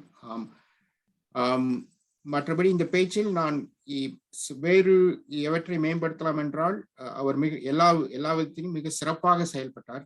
எனக்கு வந்து அவர் மேம்படுத்தக்கூடிய கருத்து எதுவும் இல்லை. மிக அருமை மூமினா அவர்களே. உங்களுடைய அடுத்த பகுதி பேச்சை கேட்க மிக ஆவலாக உள்ளேன். மிக்க நன்றி. நன்றி ராஜாமணி அவர்களே. நன்றி நன்றி ராஜாமணி அவர்களே. மிக மிக சிறப்பான ஒரு மதிப்பீடு. எப்போதுமே அந்த ஒரு மதிப்பீடு என்பது தான் முன்பு செய்ததை விட இன்னும் அதிகமாக செய்வதற்கு ஊக்கம் கொடுக்கும் வகையிலும், அத பின்னூட்டம் என்பதை விட பின் ஊக்கம் என்று கூட சொல்லலாம் என்று நினைக்கிறேன். ஏனென்றால் அந்த ஃபீட்பேக் என்பதை ஃபீட் ஃபார்வர்டு என்றும் ஆங்கிலத்தில் சொல்லலாம் நினைக்கிறேன். அந்த ஃபீட் ஃபார்வர்டு என்பது அடுத்த நிலைக்கு அவரை முன்னேற்றி செல்வது. அது போன்ற இருந்தது உங்களுடைய அந்த மதிப்பீடு. மிகுந்த மகிழ்ச்சி. அடுத்ததாக நாம் இன்னும் நமது மதிப்பீட்டு குழுவை சேர்ந்த சிலரை உங்களுக்காக அழைக்கலாம் என்று இருக்கிறேன். இலக்கண ஆசான் அவர்களை முதலில் அழைக்கலாம். நாம் எப்படி பேசினோம், எப்படி இருந்தது என்பதை நமக்காக ஒரு தொல்காப்பியராக, நமக்கென்று ஒரு அகத்தியராக இதோ நம்ம வலம் வர இருக்கிறார். இலக்கண ஆசான். வணக்கம் பொது மதிப்பீட்டாளர் அவர்களே. சிறப்பான அறிமுகத்திற்கு முதலில் நன்றி. அந்த அளவுக்கு செல்ல முடியாது. எனக்கு தெரிந்த அளவில் இன்று என்னுடைய அறிக்கையை சமர்ப்பிக்கிறேன். ஆளுமை என்ற சொல் இன்று நிறைய முறை பயன்படுத்தப்பட்டது. பாலா, மூமினா, ஜெயபிரகாஷ் 2 முறை பயன்படுத்தினார். அனிதா 3 முறை பயன்படுத்தினார். மகேந்திரன் அவர்கள் 2 முறை பயன்படுத்தினார். அதிலும் அந்த ஆளுமையில் ஜெயபிரகாஷ் அவர்கள் பயன்படுத்திய கருத்தாளுமை என்ற சொல் என்னை மிகவும் கவர்ந்தது. நிறைய ஆங்கில சொற்கள் இடையிடையே வந்தது. சினிமா என்பதற்கு திரைப்படம் என்று சொல்லலாம். லெக்டான் என்பது மெய்நிகர் மேடை என்று சொல்லலாம். அதன் பிறகு பார்ட்டிசிபென்ட்ஸ் என்பதற்கு பங்கேற்பவர்கள் என்று சொல்லலாம். அது மட்டும் இல்லாமல் சில சொல் பயன்பாடுகள் மிக சிறப்பாக இருந்தன. மகேந்திரன் அவர்கள் பயன்படுத்திய மேதகு சொல்வேந்தர் அது ஒன்று. நிபுணத்துவம் மற்றும் வரதராஜன் அவர்கள் சொன்ன மனதில் இரத்த கண்ணீர் வடிந்தது அது சிறப்பாக இருந்தது. மேலும் அனிதா அவர்கள் சொன்ன வளமையின் குறியீடு அது என்னை மிகவும் கவர்ந்தது. வளமையின் குறியீடு, பொங்கல் கொண்டாட்டங்கள் வளமையின் குறியீடு என்பது. மொத்தமாக இன்று பார்க்க போனால் இன்றைய சொல்லையும் சிறப்பாக பயன்படுத்தினார்கள். அவர்களுடைய பேச்சின் கருத்தாழமும் இருந்தது, புதிய சொல் பயன்பாடுகளும் இருந்தது. இந்த இலக்கண ஆசான் பணியின் மூலம் நானும் சில சொல் பயன்பாடுகளை கற்றுக்கொண்டேன். எதிர்காலத்தில் அதை நான் பயன்படுத்துவேன் என்றும் கூறுகிறேன். நன்றி மகேந்திரன் அவர்களே. சிறப்பு சிறப்பு சிறப்பு.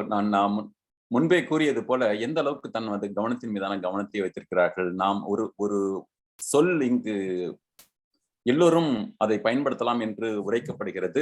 யார் யார் எப்படி சொன்னார்கள், அதிலும் ஆளுமை என்று மட்டும் சொன்னார்களா, கருத்தாளுமை என்று சொன்னார்களா, எந்தெந்த சொற்களை சிறப்பான சொற்களை நமது விருந்தினர் திரு வரதராஜன் அவர்களுடைய சொல் உட்பட எல்லாவற்றையும். அவர் உறுப்பினராகிவிட்டார். உறுப்பினர் ஆகிவிட்டாரோ, மகிழ்ச்சி மகிழ்ச்சி. வருக வருக வருக, மிக்க மகிழ்ச்சி. நீங்கள் நாம் குடும்பத்தின் உறுப்பினர் ஆயிட்டீங்க, அப்போ மகிழ்ச்சி. அந்த வகையில் அடுத்ததாக இதுவரை நமக்கு மதிப்பீடு செய்தவர்களுக்காக உங்களுடைய வாக்குகளை கவிதா ராஜாமணி அவர்களுக்கு உடனடியாக அனுப்பலாம், தனி செய்தியாக அனுப்பலாம். உங்களுக்காக ஒரு 5 நொடி பொழுதுகள் உங்களுக்காக கொடுக்கிறோம். அதற்கு முன் ஜெயபிரகாஷ் அவர்களை நேரம் சொல்ல அழைத்து விடலாமா? அழைத்து விடலாம். அதான் பார்த்து கொண்டிருந்தேன். நல்லது. ஜெயபிரகாஷ், உங்களுடைய நேரம். மதிப்பீட்டுக்கான நேர கணக்கீடு. பொது மதிப்பீட்டிற்கு மகேந்திரன் அவர்கள் 3 நிமிடங்கள் 23 வினாடிகள் எடுத்துக்கொண்டார். அதே மாதிரி விவாத மதிப்பீட்டுக்கு 6 நிமிடங்கள். 35 நிமிட விவாதத்திற்கு 6 நிமிடங்கள் எடுத்துக்கொண்டார். மன்னித்து விடலாம், தெளிவாக இருந்தது. அதற்காக நேரம் செலவிட்டோம் என்றுதான் சொல்ல வேண்டும். ராஜாமணி அவர்கள் மூமினாவின் மதிப்பீட்டிற்கு 1 நிமிடங்கள் 40 வினாடிகள் எடுத்துக்கொண்டார். நன்றி. உங்கள் அனைவருடைய அனுமதியுடன் நான் நேரத்தை அதிகமாக எடுத்துக்கொண்டேன் என்றதால் எனது வாக்குகளை கணக்கில் எடுத்துக்கொள்ள வேண்டாம் என்பதை பணிவன்புடன் கேட்டுக்கொள்கிறேன். மிக்க நன்றி, மகிழ்ச்சி. அடுத்தது அப்படி என்றால் போட்டி இல்லாமல் வெற்றி. ஆமா, நிச்சயமாக நிச்சயமாக. அடுத்து நமது உபரி சொல் கணக்கீட்டாளராக நமது பாலா தங்கவேல் அவர்கள், உங்களுடைய அறிக்கை. மீண்டும் வணக்கம். சொல்வேந்தர்கள் எல்லாம் நாவன்மை, பேச்சு ஆளுமை உயர்ந்து கொண்டே செல்கிறது ஒவ்வொரு கூட்டத்திற்கும். ராஜாமணி அவர்கள் அந்த ஆ என்ற அந்த உபரி சொல்லை 10 முறைக்கு மேல் பண்ண நான் எண்ணுவதை நிறுத்தி விடுகிறேன். 10 முறைக்கு மேல் உபயோகப்படுத்தி இருக்கிறார். இன்றைக்கு புதிதாக ஒரு சொல் நான் கவனித்தேன், இன்றைக்கு தான் கவனித்தேன். அதுல அந்த நா அப்படின்னு, செஞ்சேன்னா, என்னன்னா, கவனிக்கணும்னா என்று ஒன்று புதிதாக கவனித்தேன். அதை மூமினா அவர்கள் 4 முறை உபயோகப்படுத்தி இருந்தார். அனிதா அவர்கள் 4 முறை உபயோகப்படுத்தியிருந்தார். நான் எல்லாருக்கும் கவனிக்காததுனால அதை நான் எழுதி வைக்கல. அடுத்து அனிதா அவர்கள் அனிதா ஒவ்வொரு கூட்டத்திற்கும் வந்து என்கிறார், ஆனா யார் வருகிறார் என்று சொல்லவே மாட்டேங்கிறாரு. அதனால 10 முறைக்கு மேல் உபயோகப்படுத்தி இருந்தார். அனிதா என்றது 10 முறைக்கு மேல். வித்யாலட்சுமி உபரி சொல் 2 முறை அங்கங்கே சில ஆங்கில வார்த்தைகள், ஆனால் அது விளக்குவதற்காக கூறினார் என்று எடுத்துக்கொள்கிறேன். அதே மாதிரி அனிதா அவர்களும் ஆங்கில வார்த்தையை உபயோகப்படுத்தி இருந்தார். ராஜாமணி அவர்களும் ஆங்கில வார்த்தை உபயோகப்படுத்தி இருந்தார். கண்ணன் அவர்கள் என்பதை 5 முறைக்கு மேலும், என்பதை ஓரிரு முறையும் உபயோகப்படுத்தி இருந்தார். அதிகம் ஆங்கில சொற்கள் உபயோகப்படுத்தினார். கவிதா அவர்கள் என்ற உபரி சொல்லை 10 முறைக்கு மேலும், என்ற சொல்லை ஒரு 6 முறைகளும், ஆங்காங்கே ஆங்கில சொற்களையும் உபயோகப்படுத்தினார். ஜெயபிரகாஷ் அவர்கள் என்பது 2 முறையும், என்ற உபரி சொல்லை 10 முறைக்கு மேலும் உபயோகப்படுத்தினார். மூமினா அவர்கள் அந்த செஞ்சன்னா என்னன்னா சொன்ன இல்லைங்களா, அது ஒரு 4 அல்லது 5 முறை உபயோகப்படுத்தினார். உபரி சொல்லை 6 முறை, ஆங்காங்கே சில ஆங்கில வார்த்தைகள் உபயோகப்படுத்தினார், ஆனால் அவர் சொல்ல வந்ததை விளக்குவதற்காக உபயோகப்படுத்தினார் என்று எடுத்துக்கொள். மகேந்திரன் அவர்கள் 10 முறைக்கு மேல் என்று உபயோகப்படுத்தினார். என்பதை 6 முறை உபயோகப்படுத்தினார். ஒரு என்று 2-3 தடவை உபயோகப்படுத்தினார். ஆங்காங்கே ஆங்கில வார்த்தைகளும் உபயோகப்படுத்தினார். வரதராஜன் அவர்கள் 2 முறை என்ற அந்த உபரி சொல்லை உபயோகப்படுத்தினார். நான் அங்கங்க உபயோகப்படுத்தி இருப்பேன், நானே எனக்கு குறித்து கொள்ளாததால் தெரியவில்லை. நன்றி. பாலா அவர்களே, நான் உங்களை வந்து என்ன திருத்திக்கிறதுக்காக பார்ப்பேன். இன்னைக்கு நீங்க இது அழுத்தல ஆங்கிறது அழுத்தல போட வேண்டியதானே? ஆங்கிறது மட்டும் வந்து கொஞ்சம் ஒரு இப்ப முக்கியமா நீங்க இப்ப சொல்லும் போது உபயோகப்படுத்தின மாதிரி இருந்தது.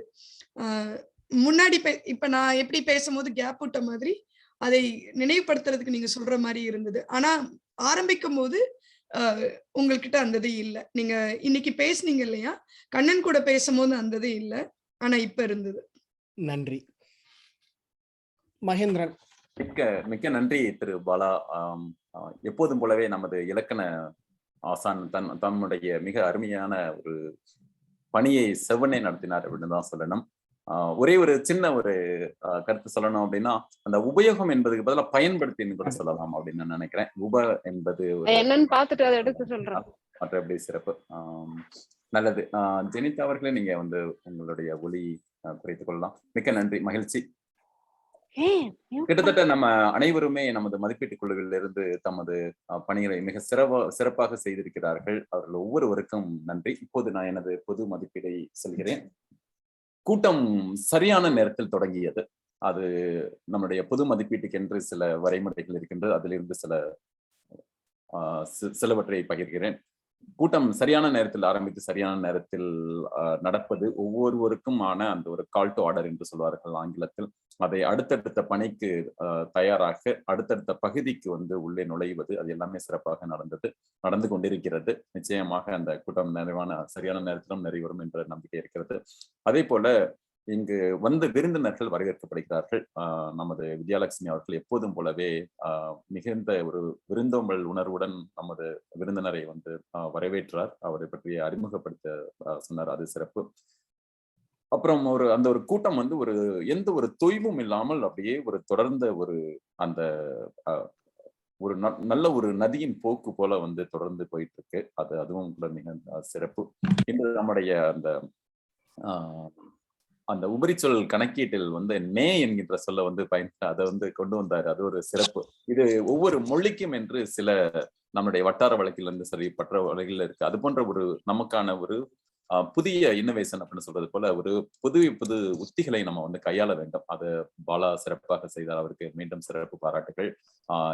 அடுத்தடுத்து வருபவர்களும் கூட அடுத்தடுத்த கூட்டங்களில் இது போன்ற ஒரு புது சொற்கள் ஏதேனும் இருந்தால் அதையும் கூட கணக்கில் எடுத்துக்கொண்டால் இன்னும் சிறப்பு. ஏனென்றால் ஒவ்வொன்றுமே இங்கு பேசுபவர்களை அவர்களுடைய உத்திகளை இன்னும் கூட சரியாக பயன்படுத்துவதற்கு இன்னும் நல்ல வழிவகுக்கும்.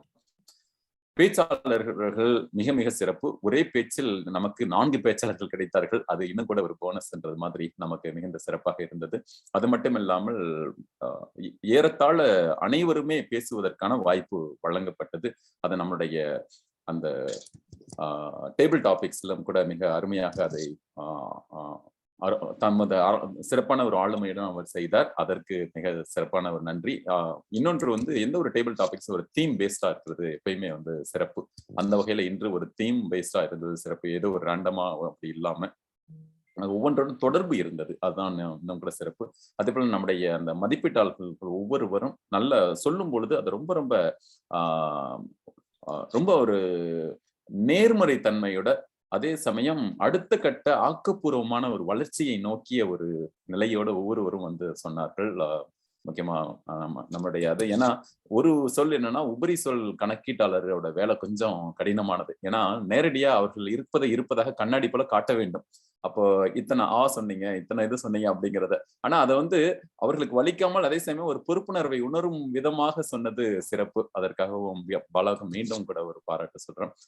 மற்றபடி இது எப்போதுமே ஒரு மகிழ்ச்சி நிறைந்ததாக ஒவ்வொரு கூட்டமும் இருக்கணும். அந்த ஒரு மகிழ்ச்சியை இங்க எப்போதுமே உணர முடிந்தது. 2 வகையில மகிழ்ச்சி சொல்லலாம். எப்பயுமே ஒரு கூட்டம் நடந்துட்டு இருக்குன்னா அங்க அந்த மேடையில் சில இது நடந்துட்டு இருக்கும்.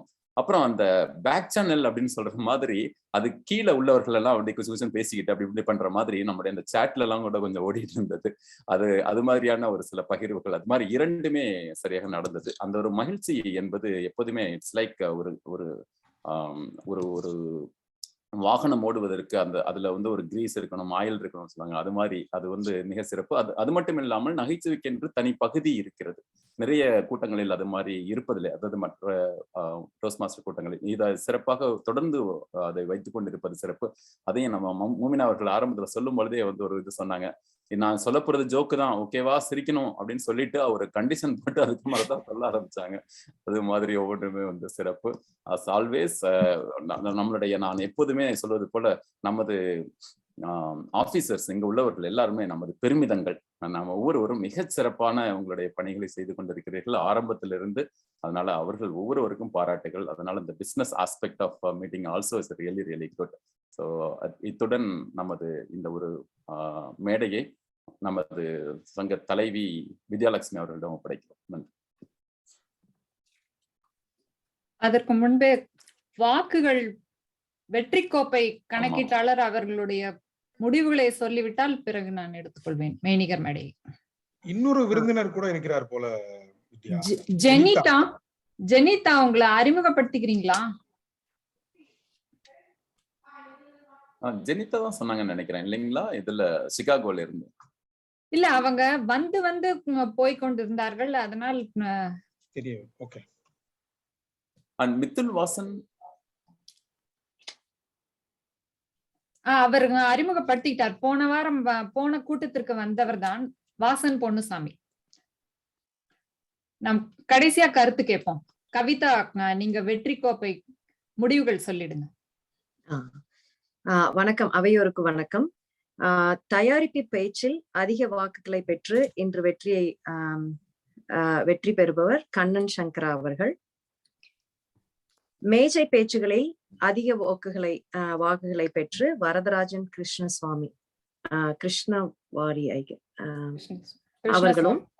கிருஷ்ணசுவாமி அவர்களும். மதிப்பீட்டாளர் பட்டியலில் போட்டி இல்லாமல் ராஜாமணி அவர்களும் தேர்வு பெற்றார். அதெல்லாம் ஒத்துக்க முடியாது. அந்த 4 வாக்கு அனுப்பிச்சேன் போட்டி இல்லைன்னு சொல்றதுக்கு முன்னாடியே. அதனால அவர் வந்து வாக்குகள் அடிப்படையிலேயே திறமையாக இன்றைக்கு தேர்வானார். அதனால வந்து அண்ண போஸ்ட் எல்லாம் சொல்லக்கூடாது, திறமையாலேயே தேர்வானார். இல்ல, வாக்கு பட்டியல் மூலமா நான் அறிவிச்சேன்னா அது இது ஓட்டம் என்ன சொல்றது, நாட்டாம தீர்ப்ப மாத்துங்கிற மாதிரி ஆயிரும். வேற ஒருத்தர் தேர்ச்சி பெற்றுட்டார், அத சொல்ல வேண்டாம்னு இப்படி சொன்னேன். அது சரி. ஆனா என்ன ஆனாலும் வந்து வீட்டுக்காரமாட்ட அப்ரைசல்ல பாஸ் ஆகிறது கொஞ்சம் சிரமம் தான். அதற்காக ஒரு கரகோஷம். உண்மை உண்மை உண்மை. இன்று நம்முடைய கூட்டம் மிக சிறப்பாக இருந்தது. உண்மையாக சொல்ல வேண்டுமென்றால் நான் எதிர்பார்க்கவில்லை. ஏனென்றால் இத்தனை உறுப்பினர்கள் வருவார்களா என்று முதலில் சந்தேகம் இருந்தது. நம்முடைய கொண்டாட்டத்திற்கு ஒட்டியும் அந்த பேச்சும் இருந்தது, உடனடி பேச்சும் இருந்தது. அது ஒரு சிறப்பு. இரண்டும் பொருந்தி வந்தது, மிகவும் சிறப்பு. பங்கு கொண்ட அனைவருமே மிக சிறப்பாக செயல்பட்டார்கள். இந்த சொல்வேந்தர் மன்றத்தின் சிறப்பு என்னவென்றால், மற்றவர்கள் பேச்சை கேட்கும் பொழுது நமக்கான வேறு சாளரங்கள் திறக்கும். It will open our other Windows.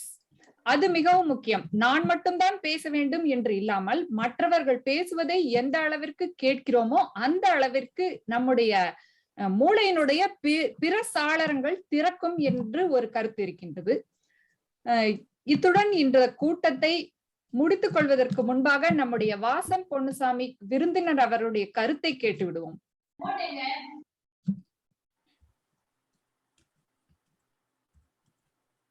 மியூட்ல இருக்கீங்க. ஒளி அளவு இப்ப கேக்குதா? வணக்கம் வணக்கம். நான் ஏற்கனவே சொல்லியிருக்கேன், அதாவது ரொம்பவும் பிரமாதமாக எல்லாம் பேசினாங்க. அதாவது நான் இங்கிலீஷ் டோஸ்ட் மாஸ்டர்ஸ் கூட அட்டென்ட் பண்ணியிருக்கேன். அங்க இருக்கிறத விட இங்க வந்து ஒரு டிசிப்ளின், நேரம் எல்லாம் கரெக்டா பாக்குறது, எல்லா ரோலுக்கும் ஒரு ஆள் கிடைக்கிறது. ஸோ நிறைய தமிழ் ஆர்வலர்கள் இருக்கிறத பாக்குறதுக்கு ரொம்ப பெருமையா இருக்கு, மகிழ்ச்சி. நானும் தொடர்ந்து பங்களிப்பு கொடுப்பேன். நீங்கள் உறுப்பினராக வேண்டும் என்றால் ராஜாமணி அவர்களோ இல்ல பாலா அவர்களோ உங்களுக்கு உதவி செய்வார். உங்களுடைய கருத்துக்களுக்கு நன்றி. நீங்களும் மன்றத்தில் சேர்ந்து பயன்பெற வேண்டும். நன்றி. கண்டிப்பா. ஜெனிதா அவர்களே, உங்கள் கருத்து சொல்றீங்களா? வணக்கம் அனைவருக்கும்.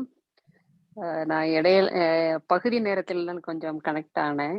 இடையில என்னோட போன் வந்து கீழே விழுந்து உடஞ்சதுனால நிறைய நேரம் நான் வந்து இணைப்புல இல்லாம போயிருப்பேன். பாதியில அவங்களுடைய பாதி வழியில தான் நான் வந்து அதை என்னை இணைத்து கொண்டேன். ஆனா மிகவும் சிறப்பாக உண்மையில நம்மளுடைய தமிழ்நாட்டில் விவசாயம் பண்றது மாதிரியும் உழவு செய்யற மாதிரியும் எல்லாமே கேட்கும்போது நம்ம ஊர்லயே பொங்கல் வைத்த ஒரு ஃபீல், அந்த ஒரு உணர்வு நமக்கு எனக்கு வந்தது. சந்தோஷம். நானுமே சில கருத்துக்கள் சொல்லலாம்னு பார்த்தேன். ஆனா எனக்கு நான் அதுல முன்னாடி வரல. அதனால சரியா கட் ஆயிட்டு. அனைவருமே சிறப்பாக பேசினீர்கள். கேட்கும்போதும் மனசுக்கு ரொம்ப சந்தோஷமா இருந்தது. இங்க நாடு கடந்து வந்தா கூட நம்மளுடைய பண்பாடையும் நம்மளுடைய கலாச்சாரத்தையும் நம்மளுடைய அது என்னது சொல்ல செலிப்ரேஷன் அந்த ஒவ்வொரு கொண்டாட்டங்களையும் நம்ம இங்க மறக்காமல் நம்ம எடுத்துக்கொண்டே போய் நம்மளுடைய இளைய தலைமுறைகளுக்கும் அதை இன்னும் ஆர்வமாக அவங்களையும் இணைத்து அவங்களையும் கொஞ்சம் அவங்களுக்கும் அதை கொண்டு போகணும் அப்படின்னு கொண்டு செல்லும் போது அவங்களுக்கும் இந்த கருத்துக்கள்லாம் இப்படிதானா அப்படிங்கிற மாதிரி தோணுது. ஏன்னா குழந்தைகள் எப்போதுமே இங்க வந்ததுக்கு அப்புறமா ஒரு ஆங்கிலம் கற்ற உடனே இந்த ஆங்கில மொழியை தாண்டி நமக்கு வேற பாஷைகள்லாம் பிடிக்காத மாதிரி ஒரு பிஹேவியர்ல தான் என்னுடைய குழந்தைகள் உட்பட நான் கவனிக்கிறேன். அதனால இந்த கலாச்சாரங்களை எல்லாம் நம்ம எப்பயுமே மறந்து போய் விட முடியாது. இப்ப நம்ம பேசியவங்க கூட நம்ம 2வது தலைமுறைகள்ல இருந்தா கூட அங்க உள்ளதுல விவசாயமோ ஏதோ நம்ம நேரடியா போய் சென்றிருக்க முடியாது. ஆனாலும் அதை பார்த்து அதை வரும்போது இப்பயும் நமக்கு அந்த மனசுல அந்த கலாச்சாரத்தை விடாம அதுல ஊறி போய் நம்ம வாழ்றோம். அதே மாதிரி நம்மளுடைய தலைமுறைகளுக்கும் எடுத்துட்டு போகணும் அப்படிங்கிறது என்னுடைய ஆசை. மிக்க நன்றி. சிறப்பு. தவறுகள் ஏதாவது இருந்தா மன்னித்து கொள்ளுங்கள். ஒன்னும் பிரச்சனை இல்லைங்க. நீங்க அடுத்த கூட்டத்துக்கு வாங்க. உங்களுக்கு தமிழ் மேல் நிறைய ஆர்வம் இருப்பதாக தெரிகிறது. அதனால் அடுத்த கூட்டத்துக்கு வாங்க. நீங்க உறுப்பினராக ஆகுங்கள். உங்கள் கருத்துக்கு நன்றி. சிறப்பாக நடந்த இன்றைய கூட்டத்தை இத்துடன் முடித்துக் கொள்வோம். அடுத்த கூட்டத்தில் சந்திப்போம். பதிவு செய்வதை நிறுத்திவிடலாம். அடுத்த கூட்டத்திற்கு